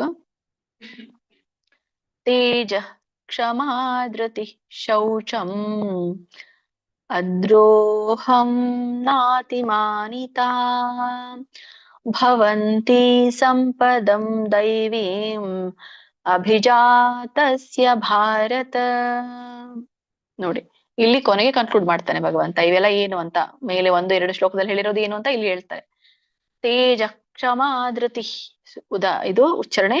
ಧೃತಿಹಿ ಶೌಚಂ ಅದ್ರೋಹಂ ನಾತಿಮಾನಿತಾ ಭವಂತಿ ಸಂಪದಂ ದೈವೀಂ ಅಭಿಜಾತಸ್ಯ ಭಾರತ. ಇಲ್ಲಿ ತೇಜ ಅಂತಂದ್ರೆ ಈ ಒಂದು ಆಂತರಿಕವಾದಂತಹ ಹೊಳಪು ನಮ್ಮಲ್ಲಿ ಇರುತ್ತಲ್ಲ, ಓಜಸ್ಸು ಅಂತ ಹೇಳ್ತಾರೆ ಅಲ್ಲ, ಅಥವಾ ಔರ ಅಂತೂ ಕೂಡ ಕರೀತಾರೆ ಇದಕ್ಕೆ ಕೆಲವೊಬ್ರು. ಈಗಿನ ದಿನಮಾನದಲ್ಲಿ ತುಂಬಾ ಹೇಳ್ತಾರೆ ನೋಡಿ ಔರ ಅಂತ ಹೇಳಿ. ಆಂತರಿಕ ಒಂದು ತೇಜಸ್ಸು. ಕ್ಷಮಾ ಧೃತಿಹಿ, ಕ್ಷಮಾ ಅಂದ್ರೆ ಕ್ಷಮೆ, ಧೃತಿಹಿ ಅಂದ್ರೆ ಈ ಧೈರ್ಯಕ್ಕೆ ಹೇಳ್ತಾರೆ ಧೃತಿಹಿ. ಶೌಚಂ ಶುದ್ಧತೆಗೆ ಹೇಳ್ತಾರೆ. ಅದ್ರೋಹಂ ಅದ್ರೋಹಂ ಅಂದ್ರೆ ಇಲ್ಲಿ ಅಸೂಯೆ ಇಲ್ಲದೆ ಇರುವಂತಹದ್ದು, ದ್ವೇಷರಹಿತ. ನಾತಿಮಾನಿತ, ನ ಅತಿಮಾನಿತ ಅಂತ ಬಿಡಿಸಿದಾಗ ನ ಅತಿಮಾನಿತ ಅಂದ್ರೆ ಮಾನ್ಯತೆ ಅಂತ ಹೇಳ್ತಾರೆ ಅದಕ್ಕೆ. ಮಾನಿತ ಅಂದ್ರೆ ಗೌರವ, ನಿರೀಕ್ಷೆ ಇರುವಂತದ್ದು. ನನಗೆ ಗೌರವ ಕೊಡ್ಲಿ ಅಂತ ಹೇಳಿದಾಗ ಅದೊಂದು ರೀತಿಯಾದಂತ ಅಹಂಕಾರ. ಹಾಗಾಗಿ ಅಹಂಕಾರ ರಹಿತನಾದಂಥವನು. ಭವಂತಿ ಸಂಪದಂ ದೈವಿ, ಸಂಪದಂ ದೈವೀಂ ಅಂತ ಹೇಳ್ತಾರೆ. ಸಂಪದಂ ಅಂದ್ರೆ ಗುಣಗಳು, ದೈವೀಂ ಅಂದ್ರೆ ದೈವಿ ಗುಣ, ದೈವಿ ಅಂತ ದೈವಿ ಗುಣಗಳು. ಅಭಿಜಾತಸ್ಯ ಭಾರತ, ಹೀಗೆ ದೈವಿ ಸ್ವಭಾವದಿಂದ ಹುಟ್ಟಿದವನಿಗೆ. ಅಭಿಜಾತಸ್ಯ ಅಂದ್ರೆ ಹುಟ್ಟಿದವನಿಗೆ, ತಳಿದು ಹುಟ್ಟಿದವನಿಗೆ ಅಂತ. ಈ ದೈವಿ ಸ್ವಭಾವದಿಂದ ಹುಟ್ಟಿದವನಿಗೆ ಅಂತ ಹೇಳ್ತಾರೆ. ಒಟ್ಟರೆ ಏನ್ ಅರ್ಥ ಕೊಡುತ್ತಂದ್ರೆ ತೇಜ ಕ್ಷಮಾಧೃತಿ, ಆಂತರಿಕ ತೇಜಸ್ಸು, ಕ್ಷಮೆ, ಧೈರ್ಯ, ಶೌಚಂ ಅದ್ರೋಹ ಶುದ್ಧತೆ ಮತ್ತು ದ್ವೇಷರಹಿತತೆ, ನಾತಿಮಾನಿತ ಅಹಂಕಾರವಿಲ್ಲದ ಒಂದು ಸ್ವಭಾವ, ಭವಂತಿ ಸಂಪದಂ ದೈವಿ ಇವೆಲ್ಲ ದೈವಿ ಗುಣಗಳಾಗಿವೆ. ಅಭಿಜಾತಸ್ಯ ಭಾರತ, ಓ ಭಾರತ ದೈವಿ ಸ್ವಭಾವದಿಂದ ಹುಟ್ಟಿದವನಿಗೆ ಇವೆಲ್ಲ ದೈವಿ ಗುಣಗಳ ಇರುತ್ತವೆ ಅಂತ ಇಲ್ಲಿ ಈ ತರ ಹೇಳ್ತಾರೆ. ಹೋಗೆ. ಸೊ ಇದು ಒಟ್ಟಾರೆ ಅರ್ಥ ಏನ್ ಕೊಡುತ್ತಂದ್ರೆ, ಓ ಅರ್ಜುನನೇ, ಈ ಆಂತರಿಕ ತೇಜಸ್ಸು, ಕ್ಷಮೆ, ಧೈರ್ಯ, ಶುದ್ಧತೆ, ದ್ವೇಷ ರಹಿತತೆ ಮತ್ತೆ ಅಹಂಕಾರನಾಗಿರದೇ ಇರುವಂತದ್ದು, ಇವೆಲ್ಲವೂ ದೈವಿ ಗುಣಗಳು ದೈವಿ ಸ್ವಭಾವ ಹೊಂದಿರುವವರ ಗುಣಗಳಾಗಿವೆ ಅಂತ ಇಲ್ಲಿ ಹೇಳ್ತಾರೆ.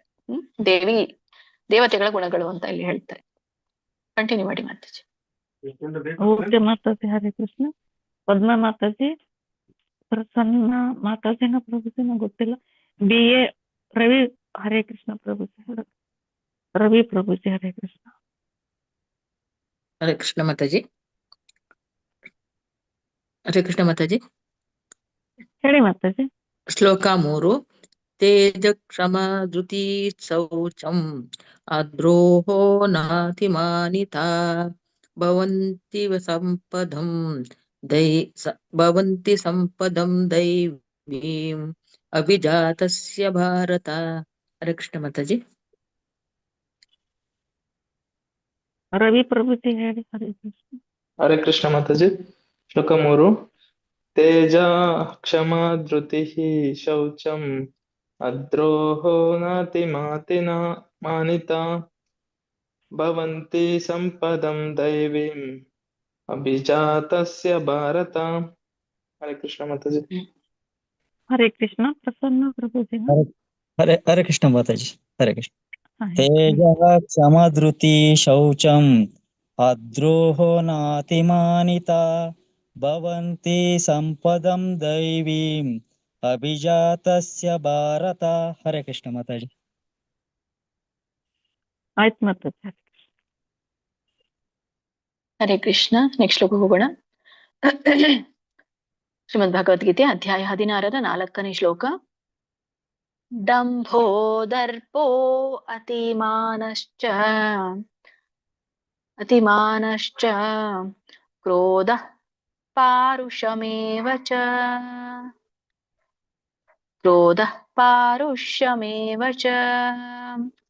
ದಂಭೋ ದರ್ಪೋ ಅತಿಮಾನಶ್ಚ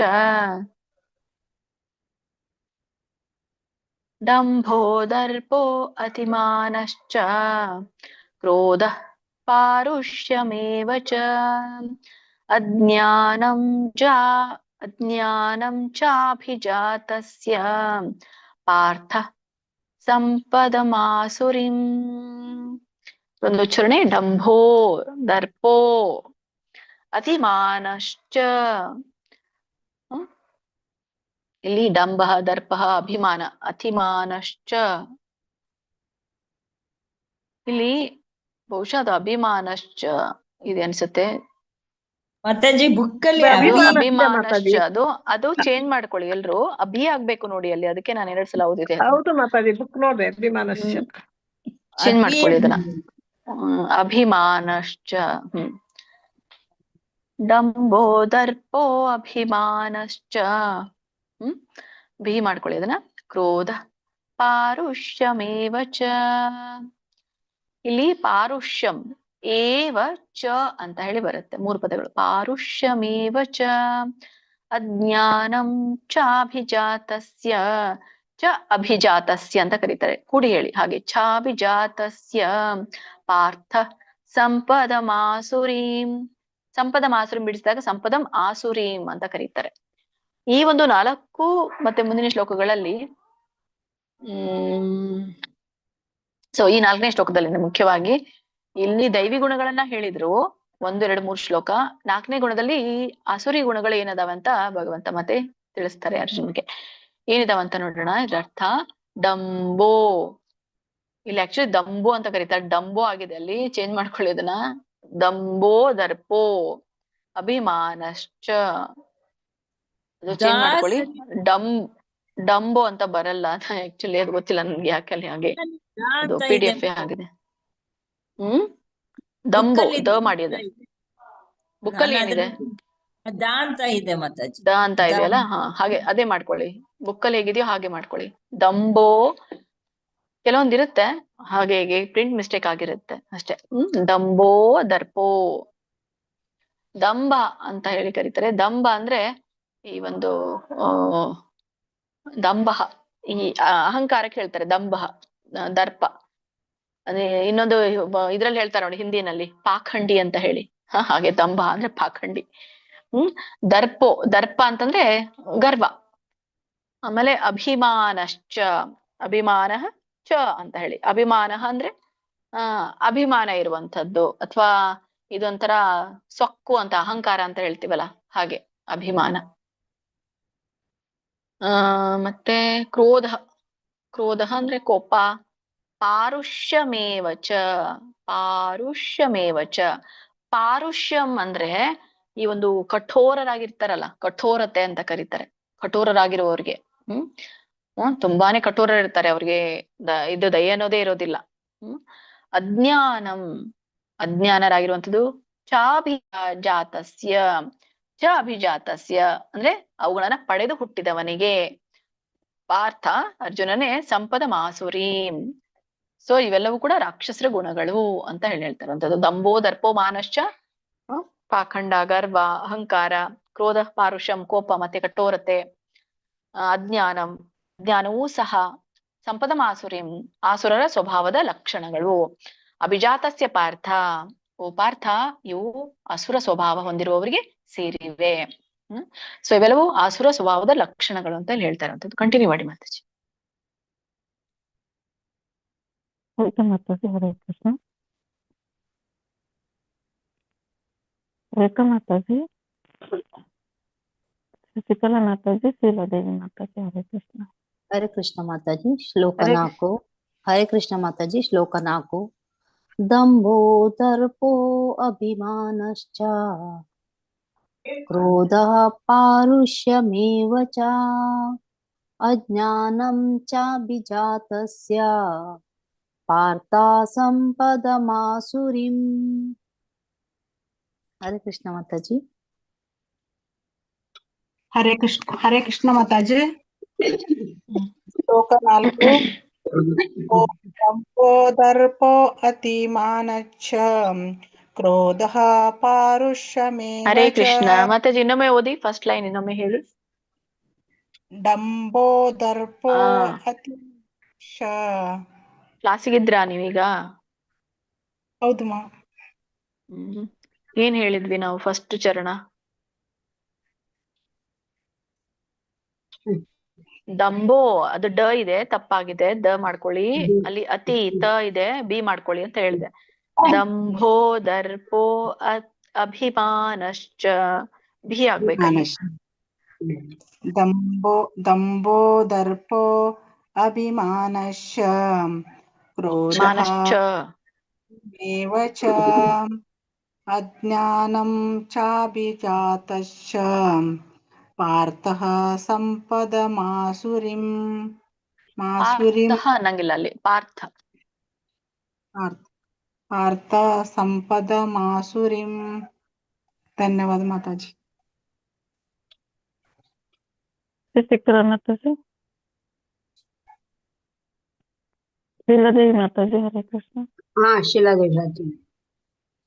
ದಂಭೋ ದರ್ಪೋ ಅಭಿಮಾನಶ್ಚ ಕ್ರೋಧ ಪಾರುಷ್ಯಮೇವ ಚ ಅಜ್ಞಾನಂ ಚ ವಿಜಾತಸ್ಯ ಪಾರ್ಥ ಸಂಪದ ಮಾಸುರಿಂ. ಹರೇ ಕೃಷ್ಣ. ಮಾತಾಜಿ. ಮಾತಾಜಿ ಹರೇ ಕೃಷ್ಣ. ಆಮೇಲೆ ಹೇಳಿ ಮಾತಾಜಿ. 3 ಜನಕ್ಕೆ ಹೋಗಿದ್ದೀನಿ ಮಾತಾಜಿ, ಆಮೇಲೆ ಹೇಳಿ. ರೂಪ ಅಂದ್ರಲ್ಲ ಮಾತಾಜಿ, ಅದು ಶ್ರೀಮದ್ ಭಗವದ್ಗೀತೆ ಅಧ್ಯಾಯ 16ದ 5ನೇ ಶ್ಲೋಕ. ದೈವೀ ಸಂಪತ್ ವಿಮೋಕ್ಷಾಯ ನಿಬಂಧಾಯ ಸುರೀಮತಾ ಮಾ ಶುಚಃ ಸಂಪದಂ ದೈವೀಂ ಅಭಿಜಾತೋಸಿ ಪಾಂಡವ. ಚರಣೆ ದೈವೀ ಸಂಪದ್ವಿಮೋಕ್ಷಾಯ, ಅದಕ್ಕೆ ವವತ್ ಬಂದಾಗೆ ಹೇಳ್ಬೇಕಿಲ್ಲಿ, ಗ್ಯಾಪ್ ಬಿಡಂಗಿಲ್ಲ. ಸಂಪದ್ವಿಮೋಕ್ಷಾಯ ನಿಬಂಧಾಯ ಸುರೀಮತಾ. ಇಲ್ಲಿ ನಿಬಂಧಾಯ ಬಿಡಿಸಿದಾಗ ನಿಬಂಧಾಯ ಆಸುರಿ ಅಂತ 2 ಪದ ಆಗುತ್ತೆ. ನಿಬಂಧಾಯ ಸುರೀಮತಾ ಮಾ ಶುಚಃ ಸಂಪದಂ ದೈವೀಂ. ಮಾ ಅಂತ ಏನ್ ಹೇಳ್ತಿರಲ್ಲ, ಅಲ್ಲಿ ಬಿಡಿಸಿನೇ ಹೇಳ್ಬೇಕು. ಮಾ ಶುಚ ಸಂಪದಂ ದೈವೀಂ ಅಭಿಜಾತೋಸಿ, ಅಭಿಜಾತ ಅಸಿ, ಅಭಿಜಾತೋಸಿ ಪಾಂಡವ. ಕೃಷ್ಣ. ಇದ್ರ ಒಂದು ಅರ್ಥವನ್ನ ತಿಳ್ಕೊಳ್ಳೋಣ. ದೈವಿ ಸಂಪದ್ವಿಮೋಕ್ಷಾಯ, ದೈವಿ ಗುಣಗಳು, ದೈವಿ ಸಂಪದನ ಗುಣಗಳು, ದೈವಿ ಗುಣಗಳು ವಿಮೋಕ್ಷಾಯ ಅಂದ್ರೆ ಮೋಕ್ಷಕ್ಕೆ ಕಾರಣ, ಮುಕ್ತಿ ಕೊಡ್ತವೆ ಅಂತ ಹೇಳ್ತಾರೆ. ನಿಬಂಧಾಯ ಸುರಿ, ಮತ. ನಿಬಂಧಾಯ ಅಂತಂದ್ರೆ ಬಂಧನ ಅಂತ ಹೇಳಿ. ಸೊ ಇವು ಆಸುರಿ ಗುಣಗಳು. ಆಸುರಿ ನಿಬಂಧಾಯ ಸುರಿ ಮತ, ಬಂಧನಕ್ಕೆ ಕಾರಣ ಯಾವುದು? ಆಸುರಿ ಗುಣ. ಅಲ್ಲಿ ನೋಡಿ, ನಿಬಂಧಾಯ ಆಸುರಿ, ಆಸುರಿ ಕೂಡಿದೆ. ಸೊ ಆಸುರಿ ಗುಣಗಳು ಬಂಧನಕ್ಕೆ ಕಾರಣ. ಮಾ ಶುಚಃ, ಸೊ ಇದಕ್ಕೆ ನೀನ್ ದುಃಖಿಸಬೇಡ. ಸಂಪದಂ ದೈವೀಂ, ಯಾಕಂದ್ರೆ ನೀನು ದೈವಿ ಗುಣಗಳೊಡನೆ ಹುಟ್ಟಿದ್ದೀಯಾ. ಸೊ ಮಾ ಶುಚಃ ಸಂಪದಂ ದೈವೀಂ ಅವಿಜಾತ ಜಾತೋಸಿ. ಸೊ ಪಾಂಡವ, ನೀನು ದೈವಿ ಗುಣಗಳಿಂದ ಹುಟ್ಟಿರುವೆ, ದುಃಖಿಸಬೇಡ ಅಂತ ಹೇಳಿ ಭಗವಂತ ಹೇಳ್ತಾ ಇರುವಂತದ್ದು. ಒಟ್ಟಾರೆ ಅರ್ಥ ಏನ್ ಕೊಡುತ್ತಂದ್ರೆ, ದೈವಿ ಗುಣಗಳು ಮೋಕ್ಷಕ್ಕೆ ಕಾರಣವಾಗುತ್ತೆ, ಆಸುರಿ ಗುಣಗಳು ಬಂಧನಕ್ಕೆ ಕಾರಣವಾಗುತ್ತೆ. 2ನೇ ಚರಣ. ಓ ಪಾಂಡವ, ದುಃಖಿಸಬೇಡ, ಯಾಕೆಂದ್ರೆ ನೀನು ದೈವಿ ಸ್ವಭಾವದಿಂದ ಹುಟ್ಟಿರುವವನು ಅಂತ ಹೇಳ್ತಾರೆ. ಕಂಟಿನ್ಯೂ ಮಾಡಿ ಮಾತಾಜಿ. ಓಕೆ ಮಾತಾಜಿ. ರೂಪ ಕೊಡಕಲ್ ಕುಡಲ್ ಮಾತಾಜಿ, ವೃತ್ತಿ ಮಾತಾಜಿ, ಮಾದೇವಿ ಮಾತಾಜಿ. ಹರೇ ಕೃಷ್ಣ ಮಾತಾಜಿ. ಶ್ಲೋಕ 5. ದೈವಿ ಸಮ್ಮದ್ವಿಮೋಕ್ಷಾಯ ನಿಬಂಧಾಯ ಸುರೀಮತ ಮಾ ಶುಚ ಸಂಪದಂ ದೈವೀಂ ಅಭಿಜಾತೋಸಿ ಪಾಂಡವ. ಹರೇ ಕೃಷ್ಣ ಮಾತಾಜಿ. ಹರೇ ಕೃಷ್ಣ ಮಾತಾಜಿ. ಮಾತಾಜಿ. ಹರೇ ಕೃಷ್ಣ ಮಾತಾಜಿ. ದೈವಿ ಸಂಪದ್ವಿಮೋಕ್ಷಾಯ ನಿಬಂಧಾಯ ಸುರೀಮತ ಮಾ ಶುಚ ಸಂಪದಂ ದೈವೀಂ ಅಭಿಜಾತೋಸಿ ಪಾಂಡವ. ಹರೇ ಕೃಷ್ಣ ಮಾತಾಜಿ. ದೈವಿ ಸಂಪದ್ವಿಮೋಕ್ಷಾಯ ನಿಬಂಧಾಯ ಸುರಿಮತ ಮಾ ಶುಚ ಸಂಪದಂ ದೇವಿಂ ಅಭಿಜಾತೋ. ದೈವೀಂ, ದೈವೀಂ, ದೇವೀಂ ಅಲ್ಲ, ದೈವೀಂ. ಮಾ ಶುಚ ಸಂಪದಂ ದೇವಿಂ. ದೈವೀಂ ಮಾತಾಜಿ. ದೈ ದೈ ದೈವಿಂ. ದೈವೀಂ, ದೈವೀಂ. ಸರ್ವತ ಮಾತಾಜಿ. ದೈವೀಂ ಅಭಿಜಾತೋಸಿ ಪಾಂಡವ. ಹರೇ ಕೃಷ್ಣ ಮಾತಾಜಿ. ಧನ್ಯವಾದಗಳು. ಹರೇ ಕೃಷ್ಣ. ವೃತ್ತಿ ಮಾತಾಜಿ ಹೇಳಿದ್ರ? ಹೇಳಿದ್ರು. ಆಯ್ತಾ? ಸರಿ, ಶ್ಲೋಕ ಹೋಗೋಣ. ಶ್ರೀಮದ್ ಭಗವದ್ಗೀತೆ ಅಧ್ಯಾಯ 16ರ 6ನೇ ಶ್ಲೋಕ. ದ್ವೌ ಭೂತ ಸರ್ಗೌ ಲೋಕೇಸ್ಮಿನ್ ದೈವಾಸುರ ಏವ ಚ ದೈವೋ ವಿಸ್ತರಶಃ ಪ್ರೋಕ್ತಃ ಆಸುರಂ ಪಾರ್ಥ ಮೇ ಶೃಣು. ಉಚ್ಚಾರಣೆ ದ್ವೌ. ದ್ವೌ ನೋಡಿ, ಅವು ಸ್ವರ ಕೂಡಿದೆ, ಮತ್ತೆ ಜೊತೆಗೆ ಒತ್ತಕ್ಷರ ಇದೆ. ದ್ವೌ ದ್ವೌ ದ್ವೌ ಹೇಳಿ ಮತ್ತೆ ವ ಹೇಳ್ಬೇಕು. ದ್ವೌ ದ್ವೌ, ಆಮೇಲೆ ವ ಬರುತ್ತೆ. ಭೂತ ಸರ್ಗೌ, ಅಲ್ಲಿ ಕೂಡ ಔಚನೆ. ಭೂತ ಸರ್ಗೌ ಲೋಕೇಸ್ಮಿನ್ ದೈವ ಆಸುರ ಏವ ಚ ದೈವೋ ವಿಸ್ತರಶಃ ಪ್ರೋಕ್ತಃ ಆಸುರಂ ಪಾರ್ಥ ಮೇ ಶೃಣು. ಇಲ್ಲಿ ಬಿಡಿಸೋ ಪದ ಯಾವ್ದು ಅಂದ್ರೆ ಲೋಕೇಸ್ಮಿನ್, ಲೋಕೆ ಅಸ್ಮಿನ್ ಅಂತ 2 ಪದ ಬರುತ್ತೆ. ಮತ್ತೆ ವಿಸ್ತರಶ ಇಲ್ಲ, ಪ್ರೋಕ್ತ ಇಲ್ಲ. ಓಕೆ, ಸೊ ಎಲ್ಲಾನು ಆಸ್ ಇಟ್ ಇಸ್ ಇದೆ, ನೀವು ಸರಳವಾಗಿ ಹೇಳ್ಬೋದು. ಎಲ್ಲಾನು ಒಂದು ಅರ್ಥ ತಿಳ್ಕೊಂಡ್ಬೇಡ. ದ್ವೌ ದ್ವೌ ಅಂತ ಹೇಳ್ತಾ ಇರೋ, ದ್ವೌ ಅಂದ್ರೆ 2. ಭೂತ ಸರ್ಗವು, ಇವೆರಡೂ ಕೂಡ ಜೀವಿಗಳ ವರ್ಗಗಳಾಗಿವೆ. ಲೋಕೇಸ್ಮಿನ್ ಅಂತ ಹೇಳ್ತಾರೆ. ಒಟ್ಟಾರೆ ಒಂದು ಸೆಂಟೆನ್ಸ್ ಮೊದಲ ಚರಣ ಏನ್ ಹೇಳುತ್ತೆ? ದ್ವೌ ಭೂತ ಸರ್ಗೌ ಲೋಕೇಸ್ಮಿನ್. ಲೋಕೇಸ್ಮಿನ್ ಅಂದ್ರೆ ಈ ಲೋಕದಲ್ಲಿ ಜೀವಿಗಳ 2 ವರ್ಗಗಳಿವೆ. ಯಾವ್ಯಾವ್ದದು ಅನ್ನೋದು 2ನೇ ಚರಣದಲ್ಲಿದೆ. ದೈವ ಆಸುರ ಏವ ಚ, ಅವು ದೈವಿ ಮತ್ತೆ ಆಸುರ ಸ್ವಭಾವಗಳು. 3ನೇ ಚರಣ ಹೇಳುತ್ತೆ ದೈವೋ ವಿಸ್ತರಶಃ ಪ್ರೋಕ್ತಃ. ಹೀಗೆ ದೈವೋ ವಿಸ್ತರಶಃ ಪ್ರೋಕ್ತ, ದೈವೋ ಅಂತ ಹೇಳ್ತಾ ಇರೋದು ದೈವಿ ಸ್ವಭಾವವನ್ನ ನಾನು ಈಗಾಗಲೇ ವಿಸ್ತರಶಃ ವಿವರಿಸಿದ್ದೇನೆ. ಆಸುರಂ ಪಾರ್ಥ ಮೇ ಶೃಣು. ಓ ಪಾರ್ಥ, ಈಗ ಆಸುರ ಸ್ವಭಾವವನ್ನ ನನ್ನಿಂದ ಕೇಳು. ಅಂತ ಹೇಳ್ತಾ ಇರೋಂಥದ್ದು. ಈಗಾಗ್ಲೇ ಇಲ್ಲಿ ರಾಕ್ಷಸ ಸ್ವಭಾವನ 4ನೇ ಶ್ಲೋಕದಲ್ಲಿ ಹೇಳ್ತಾರೆ. ಇನ್ನು ಮತ್ತೆ ಮುಂದಿನ ಶ್ಲೋಕದಲ್ಲಿ ಮುಂದುವರಿಸ್ತಾರೆ ಮತ್ತೆ ದೈವಿ ಗುಣಗಳು, ಈ ಆಸುರಿ ಗುಣಗಳು ಹೇಗಿದೆ ಅಂತ. ಓಕೆ, ಈ ಲೋಕದಲ್ಲಿ ಜೀವಿಗಳು 2 ವರ್ಗಗಳಿದ್ದಾರೆ, ದೈವಿ ಮತ್ತೆ ಆಸುರ. ದೈವಿ ಸ್ವಭಾವದನ್ನ ನಾನು ಈಗಾಗಲೇ ವಿವರಿಸಿದ್ದೇನೆ, ಈಗ ಆಸುರ ಸ್ವಭಾವದನ್ನ ವಿವರಿಸ್ತೇನೆ, ಕೇಳು ಅರ್ಜುನ ಅಂತ ಭಗವಂತ ಹೇಳ್ತಾರೆ. ಕಂಟಿನ್ಯೂ ಮಾಡಿ ಮತ್ತೆ. ಓಕೆ ಮಾತಾಜಿ. ಹರೇ ಕೃಷ್ಣ. ವೆಂಕಟೇಶ್ ಪ್ರಭುಜಿ, ವಿಜಯ ಪ್ರಭುಜಿ, ಛಾಯಾ ಮಾತಾಜಿ, ಹರೇ ಕೃಷ್ಣ ಹೇಳಿ. ಹರೇ ಕೃಷ್ಣ ಮಾತಾಜಿ. ಶ್ಲೋಕ 6. ದ್ವೌ ಭೂತ ಸರ್ಗೌ ಲೋಕೇಸ್ಮಿನ್ ದೈವ ಆಸುರ ಏವ ಚ ದೈವೋ ವಿಸ್ತರಶ್ಚ ಪ್ರೋಕ್ತಃ ಆಸುರಂ ಪಾರ್ಥ ಮೇ ಶೃಣು. ಹರೇ ಕೃಷ್ಣ ಮಾತಾಜಿ. ಧನ್ಯವಾದ ಮಾತಾಜಿ. ಹರೇ ಕೃಷ್ಣ. ವಿಜಯ ಪ್ರಭುಜಿ, ಛಾಯಾ ಮಾತಾಜಿ, ಹರೇ ಕೃಷ್ಣ ಹೇಳ್ತೀರಾ ಮಾತಾಜಿ? ಹರೇ ಕೃಷ್ಣ. ಚಿತ್ರಮೋಹಿನಿ ಮಾತಾಜಿ, ಸುಮಿತ್ರಮ್ಮ ಮಾತಾಜಿ, ಲಕ್ಷ್ಮೀ PM ಮಾತಾಜಿ, BV ಮಾತಾಜಿ ಹೇಳಿ. ಹರೇ ಕೃಷ್ಣ ಮಾತಾಜಿ. ಶ್ಲೋಕ 6. ದ್ವೌ ಭೂತ ಸರ್ಗೌ ಲೋಕೇಸ್ಮಿನ್ ದೈವ ಆಸುರ ಏವ ಚ ದೈವೋ ವಿಸ್ತರಶಃ ಪ್ರೋಕ್ತಃ ಆಸುರಂ ಪಾರ್ಥ ಮೇ ಶೃಣು. ಹರೇ ಕೃಷ್ಣ ಮಾತಾಜಿ. ಧನ್ಯವಾದಗಳು. ಹರೇ ಕೃಷ್ಣ ಮಾತಾಜಿ. ದ್ವೌ ಭೂತ ಸರ್ಗೌ ಲೋಕೇಸ್ಮಿನ್ ದೈವ ಆಸುರ ಏವ ಚ ದೈವೋ ವಿಸ್ತರಶಃ ಪ್ರೋಕ್ತಃ ಆಸುರಂ ಪಾರ್ಥ ಮೇ ಶೃಣು. ಹರೇ ಕೃಷ್ಣ ಮಾತಾಜಿ. ಧನ್ಯವಾದಗಳು. ಹರೇ ಕೃಷ್ಣ. ಇನ್ನೊಂದು ಶ್ಲೋಕ ನೋಡ್ಕೊಂಡು ಬರೋಣ. ಶ್ರೀಮದ್ ಭಗವದ್ಗೀತೆ ಅಧ್ಯಾಯ ಇಲ್ಲ ಮಾತಾಜಿ, ನೆಕ್ಸ್ಟ್ ಹೇಳಿ, 7ನೇದು ಹೇಳಿ ಮಾತಾಜಿ. ಶ್ರೀಮದ್ ಭಗವದ್ಗೀತೆ ಅಧ್ಯಾಯ 16ರ 7ನೇ ಶ್ಲೋಕ. ಪ್ರವೃತ್ತಿಂ ಚ ನಿವೃತ್ತಿಂ ಚ ಜನಾನ ವಿದುರಾಸುರಾಃ ನ ಶೌಚಂ ನಾಪಿ ಚಾಚಾರೋ ನ ಸತ್ಯಂ ತೇಷು ವಿದ್ಯತೆ. ಇದರ ಒಂದು ಉಚ್ಚಾರಣೆ ತುಂಬಾ ಸರಳವಾಗಿದೆ. ಪ್ರವೃತ್ತಿಂ ಚ ನಿವೃತ್ತಿಂ ಚ ತಕ್ಕೆ ಒತ್ತಿದೆ, ಒತ್ತಿ ಹೇಳ್ಬೇಕು ತ. ಆಮೇಲೆ ಹಾಗೆ ನೋಡಿದ್ರೆ ಚ ನ್ಯ ಬರುತ್ತೆ ಅಲ್ಲ, ಏನ ಪ್ರವೃತ್ತಿಂ. ಇನ್ ನಾವು ಅನುಸ್ವಾರ ಅಂತ ಹೇಳ್ತೀವಲ್ಲ, ಅದು ಹಾಗೆ ಆಳವಾಗಿ ನಾವು ಈ ಶ್ಲೋಕವನ್ನ ಕಲೀಲಿಕ್ಕೆ ಹೋದ್ರೆ ತುಂಬಾನೇ ತಿಳ್ಕೊಳ್ಳೋದಿದೆ, ಸ್ವಲ್ಪ ಪ್ರಮಾಣದಲ್ಲಿ ಇಲ್ಲ.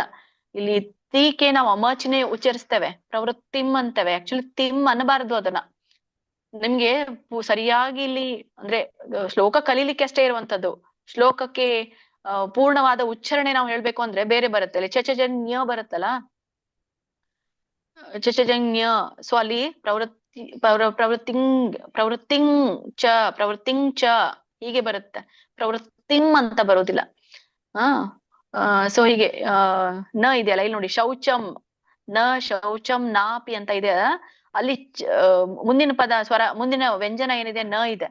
ಸೊ ಅಲ್ಲಿ ನಾವು ಚನ್ ಶೌಚನ್ ಅಂತೇವೆ. ಶೌಚಂ ಅಂತೀವಲ್ಲ ನಾವೆಲ್ಲರೂ ಏನಂತೀವಿ, ಶೌಚಂ ಅಂತ ಹೇಳ್ತೀವಿ. ಬಟ್ ಶೌಚಂ ಅಂತ ಅಂತ ಹೇಳಂಗಿಲ್ಲ, ಅಲ್ಲಿ ಶೌಚನ್ ಅಂತ ಹೇಳ್ಬೇಕು. ಸೊ ಹೀಗೆ ತುಂಬಾನೇ ವ್ಯತ್ಯಾಸಗಳಿದೆ. ಬಟ್ ನನಗೆ ಎಷ್ಟು ಹೇಳ್ತಾ ಇದ್ರು ನಾನು ಅಷ್ಟು ಮಾಡ್ತಾ ಇದ್ದೇನೆ. ಈಗ ಅದನ್ನ ನಾನು ಹೇಳ್ಬೇಕು ಅಂದ್ರೆ ನಿಮ್ಗೆ ಅದನ್ನೆಲ್ಲ ನಾನು ಬ್ರಾಕೆಟ್ ಅಲ್ಲಿ ಹಾಕ್ಬೇಕು, ಹಾಕಿ ನಿಮ್ಗೆ ಅದನ್ನ ಹೇಳಿದಾಗ ಮಾತ್ರ ಗೊತ್ತಾಗೋದೆ, ಇಲ್ಲಾಂದ್ರೆ ಅದು ಗೊತ್ತಾಗಲ್ಲ. ಸೊ ಹೀಗೆ ತುಂಬಾನೇ ವ್ಯತ್ಯಾಸಗಳಿದೆ ಉಚ್ಚಾರಣೆಯಲ್ಲಿ. ಬಟ್ ಈಗಿನ ಮಟ್ಟಿಗೆ ಅಷ್ಟೇ ನೋಡಿ. ಪ್ರವೃತ್ತಿಂಚ ನಿವೃತ್ತಿಂಚ ಜನಾನ ವಿದುರಾಸುರಾಹ. ವಿದುರಾಸುರಾಹ ಅದನ್ನ ಒಂದು ಬಿಡಿಸಿದಾಗ ವಿದುಹು ಆಸುರಾಹ ಅಂತ ಆಗುತ್ತೆ. ನ ಶೌಚಂ ನ ಅಪಿ ಅಂತ ಬರುತ್ತೆ. ನಾಪಿ ನ ಅಪಿ ಚಾಚಾರೋ, ಇಲ್ಲಿ ಚ ಆಚಾರಃ. ಹಾಗಾಗಿ ಚಾಚಾರೋ ನ ಸತ್ಯಂ ತೇಷು ವಿದ್ಯತೆ. ಸೊ ಕೊನೆಗೆ ಒಂದಿನ ಕ್ಲಾಸ್ ಮುಗಿದಾಗ ಅವಾಗ ಹೇಳ್ತೇನೆ ಯಾವ ತರ ಅದನ್ನ ಹೇಳ್ತಾರೆ, ಅನುಸ್ವಾರ ಹೇಗೆ ಹೇಳ್ಬೇಕು ಅಂತ ಹೇಳಿ. ಈಗ ಸಾಮಾನ್ಯವಾಗಿ ಎಲ್ರು ಅದನ್ನೇ ಬಳಸ್ತಾರೆ, ಬಟ್ ಅದು ಕೂಡ ಸರಿಯಾದ ವಿಧಿ ಅಲ್ಲ. ಅದು ಗಮನದಲ್ಲಿರ್ಲಿ ನಿಮ್ಗೆ. ಸರಿ, ಇದ್ರ ಒಂದು ಅರ್ಥ ತಿಳ್ಕೊಂಡ್ ಬರೋಣ. ಪ್ರವೃತ್ತಿಂ ಚ ನಿವೃತ್ತಿಂ ಚ. ಪ್ರವೃತ್ತಿಂ ಅಂತಂದ್ರೆ ಇಲ್ಲಿ ಮಾಡಬೇಕಾದ ಕರ್ಮ, ಅನುಕೂಲಕರವಾದ ಕರ್ಮ. ನಿವೃತ್ತಿಂ ಅಂತಂದ್ರೆ ಬಿಡಬೇಕಾದ ಕರ್ಮ ಅಥವಾ ಮಾಡಬೇಕಾದಂಥ ಕೆಲಸಗಳು ಅಥವಾ ಅನಾನುಕೂಲವಾದಂಥ ಕರ್ಮ ಅಂತ ಹೇಳ್ತಾರೆ. ಇಲ್ಲಿ ಪ್ರವೃತ್ತಿಂಚ ನಿವೃತ್ತಿಂಚ ಅಂದ್ರೆ ಏನ್ ಮಾಡ್ಬೇಕು ಏನ್ ಮಾಡ್ಬಾರ್ದು ಎಂಬುದನ್ನ ಜನಾನ ವಿದುರಾಸುರಾಹ. 2ನೇ ಚರಣ ಏನ್ ಹೇಳುತ್ತೆ, ಆಸುರ ಸ್ವಭಾವದವರು ತಿಳಿಯೋದಿಲ್ಲ. ಜನಾನ ವಿದುರಾಸುರಾಹ. ವಿದುಹು ಅಂತ ಯಾಕೆ ಹೇಳ್ತಾ ಇದಾರೆ ಅಂದ್ರೆ ತಿಳಿದಿರೋದಿಲ್ಲ. ಅಸುರಾಹ ವಿದುಹು ಆಸುರಾಹ, ಅಸುರರು ತಿಳಿದಿರೋದಿಲ್ಲ. ಯಾವ ಸ್ವಭಾವನ್ನ? ಈ ಆಸುರ ಸ್ವಭಾವದವ್ರು ತಿಳಿಯುವುದಿಲ್ಲ. ನ ಶೌಚಂ ನ ಆಚಾರ ಅಂತ ಹೇಳ್ತಾರೆ. ನ ಶೌಚಂ ನಾಪಿ ಚಾಚಾರೋ ಅಂದ್ರೆ ಅವರಲ್ಲಿ ಶುದ್ಧತೆ ಮತ್ತೆ ನ ಆಚಾರೋ. ಚಾಚಾರೋ ಅಂದ್ರೆ ಆಚಾರೋ ಅಂದ್ರೆ ಈ ಒಂದು ಆಚರಣೆಯು ಕೂಡ, ಯಾವ ಆಚರಣೆ? ಧರ್ಮಾಚರಣೆ. ಅವರಲ್ಲಿ ಶುದ್ಧತೆ ಮತ್ತೆ ಧರ್ಮಾಚರಣೆ ಇಲ್ಲ. ಹಾಗಾಗಿ ನ 2 ಸಲ ಬಂದಿದೆ. ನ ಶೌಚಂ ನ ಅಪಿ ಚಾಚಾರೋ. ಅವರಲ್ಲಿ ಶುದ್ಧತೆ ಮತ್ತೆ ಧರ್ಮಾಚರಣೆ ಇಲ್ಲ. ನ ಸತ್ಯಂ ತೇಷು ವಿದ್ಯತೆ. ಸತ್ಯವೂ ಅವರಲ್ಲಿ ಕಂಡು ಬರೋದಿಲ್ಲ ಅಂತ ಇಲ್ಲಿ ಹೇಳ್ತಾರೆ. ತೇಷು ಅಂತ ಹೇಳಿದ್ರೆ ಅವರಲ್ಲಿ. ಸತ್ಯಂ ವಿದ್ಯತೆ. ವಿದ್ಯತೆ ವಿದ್ಯತೆ ಅಂದ್ರೆ ಇರ್ತದೆ ಅಂತ. ನ ವಿದ್ಯತೆ ಅಂದ್ರೆ ಇರೋದಿಲ್ಲ ಅಂತ ಅರ್ಥ. ಹಾಗಾಗಿ ಸತ್ಯವು ಅವರಲ್ಲಿ ಕಂಡು ಬರೋದಿಲ್ಲ ಅಂತ. ಒಟ್ಟಾರೆ ಅರ್ಥ ಏನ್ ಕೊಡುತ್ತಂದ್ರೆ ಈ ಶ್ಲೋಕ, ಆಸುರ ಸ್ವಭಾವದವರು ಯಾವುದು ಕರ್ತವ್ಯ ಯಾವುದು ಕರ್ತವ್ಯ ಅಲ್ಲ ಅನ್ನೋದನ್ನ ತಿಳ್ಕೋಬೇಕು. ಸೊ ಇಲ್ಲಿ ಒಂದು ಸಮಂಜಸವಾದಂತಹ ಕೆಲಸ ಮತ್ತೆ ಸಮಂಜಸ ಇಲ್ಲದೆ ಇರುವಂತಹ ಕೆಲಸ ಅಂದ್ರೆ ಕರ್ತವ್ಯ ಅಕರ್ತವ್ಯ ಅಂತ ಹೇಳಿ ಕರೀತಾರೆ. ಅಂದ್ರೆ ನನ್ನ ಕರ್ತವ್ಯನೇ ಅಲ್ಲ ಅದು, ಆದ್ರೂ ನಾನು ಮಾಡ್ತಾ ಇದ್ದೇನೆ ಅಲ್ಲ, ಅದಕ್ಕೇನಂತ ಕರೀತೇವೆ? ನಿವೃತ್ತಿ ಅಂತ ಹೇಳ್ತೇವೆ. ಸೊ ಕರ್ತವ್ಯ ಇಲ್ಲದೆ ಇರುವಂತ ಎಂಬುದನ್ನ ಯಾರು ತಿಳ್ಕೊಳ್ತಾರೋ ಅವರಲ್ಲಿ ಶುದ್ಧತೆ, ಧರ್ಮದ ಆಚರಣೆ ಮತ್ತೆ ತಿಳಿಯೋದಿಲ್ಲ. ಯಾರು ಕರ್ತವ್ಯ ಮತ್ತೆ ಕರ್ತವ್ಯ ಇಲ್ಲ, ಯಾವ್ದು ಕರ್ತವ್ಯ ಇದೆ ಕರ್ತವ್ಯ ಇಲ್ಲ ಅನ್ನೋದನ್ನ ತಿಳ್ಕೊಳ್ತಾರೋ ಅವರಲ್ಲಿ ಶುದ್ಧತೆ ಮತ್ತೆ ಧರ್ಮದ ಆಚರಣೆ ಮತ್ತೆ ಜೊತೆಗೆ ಸತ್ಯತೆ ಇರೋದಿಲ್ಲ ಅಂತ ಇಲ್ಲಿ ಹೇಳ್ತಾರೆ, ಕಂಡು ಬರೋದಿಲ್ಲ ಅಂತ ಹೇಳ್ತಾರೆ. ಒಂದು 2 ಜನರಿಗೆ ಹೇಳ್ಸಿ ಮಾತಾಜಿ. ಆಯ್ತು ಮಾತಾಜಿ. ಹರೇ ಕೃಷ್ಣ. ಮಲ್ಸಮ್ಮ ಮಾತಾಜಿ, ಚಿತ್ರಮೋಹಿನಿ ಮಾತಾಜಿ ಹೇಳಿ. ಹರೇ ಕೃಷ್ಣ. ಮಲ್ಸಮ್ಮ ಮಾತಾಜಿ. ಹರೇ ಕೃಷ್ಣ. ಶ್ಲೋಕ 7. ಪ್ರವೃತ್ತಿಂ ಚ ನಿವೃತ್ತಿಂ ಚ ಜನಾನ ವಿದೂರಾಸುರಾ ನ ಶೌಚಂ ನಾಪಿ ಚಾಚೋರೋ ನ ಸತ್ಯಂ ಚಾಚಾರೋ ನ ಸತ್ಯಂ ತೇಷು ವಿದ್ಯತೆ. ಮಾತಾಜಿ ಇದು 3rd ಲೈನ್ ಒಂದ್ಸರಿ ರಿಪೀಟ್ ಮಾಡಿ ಮಾತಾಜಿ. ನ ಶೌಚಂ ನಾಪಿ ಚಾಚಾರೋ. ನ ಶೌಚಂ ನಾಪಿ ಚಾಚಾರೋ. ಥ್ಯಾಂಕ್ ಯು ಮಾತಾಜಿ. ಇಲ್ಲಿ ವಿಸರ್ಗ ಹೇಳಿ ನೀವು. ವಿದುರಾಸುರಾಹ. ವಿದುರಾಸುರ ಜನಾನ ವಿದುರಾಸುರಃ. ಆಯ್ತು ಮಾತಾಜಿ. ಹೇಳಿ. ಶ್ಲೋಕ ಹೇಳ್ಬೇಕಾ? ಒಬ್ರಿ ಅನ್ಮ್ಯೂಟ್ ಮಾಡಿದ್ರಿ. ಚಾರೋ ಅಂತ ಅನ್ಬೇಕಾ? ಆಚಾರೋ ಅನ್ಬೇಕಾ ಮಾತಾಜಿ? ಬೇಡ, ಹಾಗೆ ಹೇಳಿ ಮಾತಾಜಿ. ಅದ್ ಹೇಗಿದೆ ಹಾಗೆ ಹೇಳಿ. ಹರೇ ಕೃಷ್ಣ. ಪ್ರವೃತ್ತಿಂ ಚ ನಿವೃತ್ತಿಂ ಚ ಜನಾನ ವಿದುರಾಸುರಾಃ ನ ಶೌಚಂ ನಾಪಿ ಚಾಚಾರೋ ನ ಸತ್ಯಂ ತೇಷು ವಿದ್ಯತೆ. ಓಕೆ ಮಾತಾಜಿ. ಹರೇ ಕೃಷ್ಣ. ಹರೇ ಕೃಷ್ಣ. ಆಯ್ತು ಮಾತಾಜಿ. ಹರೇ ಕೃಷ್ಣ. ಹರೇ ಕೃಷ್ಣ. ಧನ್ಯವಾದಗಳು ಎಲ್ರಿಗೂ. ನಾಳೆಗೆ ಮತ್ತೆ ಭೇಟಿಯಾಗೋಣ. ಧನ್ಯವಾದಗಳು ಮಾತಾಜಿ. ವಾಂಛಾಕಲ್ಪತರುಭ್ಯಶ್ಚ ಕೃಪಾ ಸಿಂಧುಭ್ಯ ಏವ ಚ ಪತಿತಾನಾಂ ಪಾವನೇಭ್ಯೋ ವೈಷ್ಣವೇಭ್ಯೋ ನಮೋ ನಮಃ. ಆನಂದ ಕೋಟಿ ವೈಷ್ಣವ ವೃಂದ ಕಿ ಜೈ. ಶ್ರೀಲ ಪ್ರಭುಪಾದ್ ಕಿ ಜೈ. ಶ್ರೀಲ ಗುರುದೇವ ಕಿ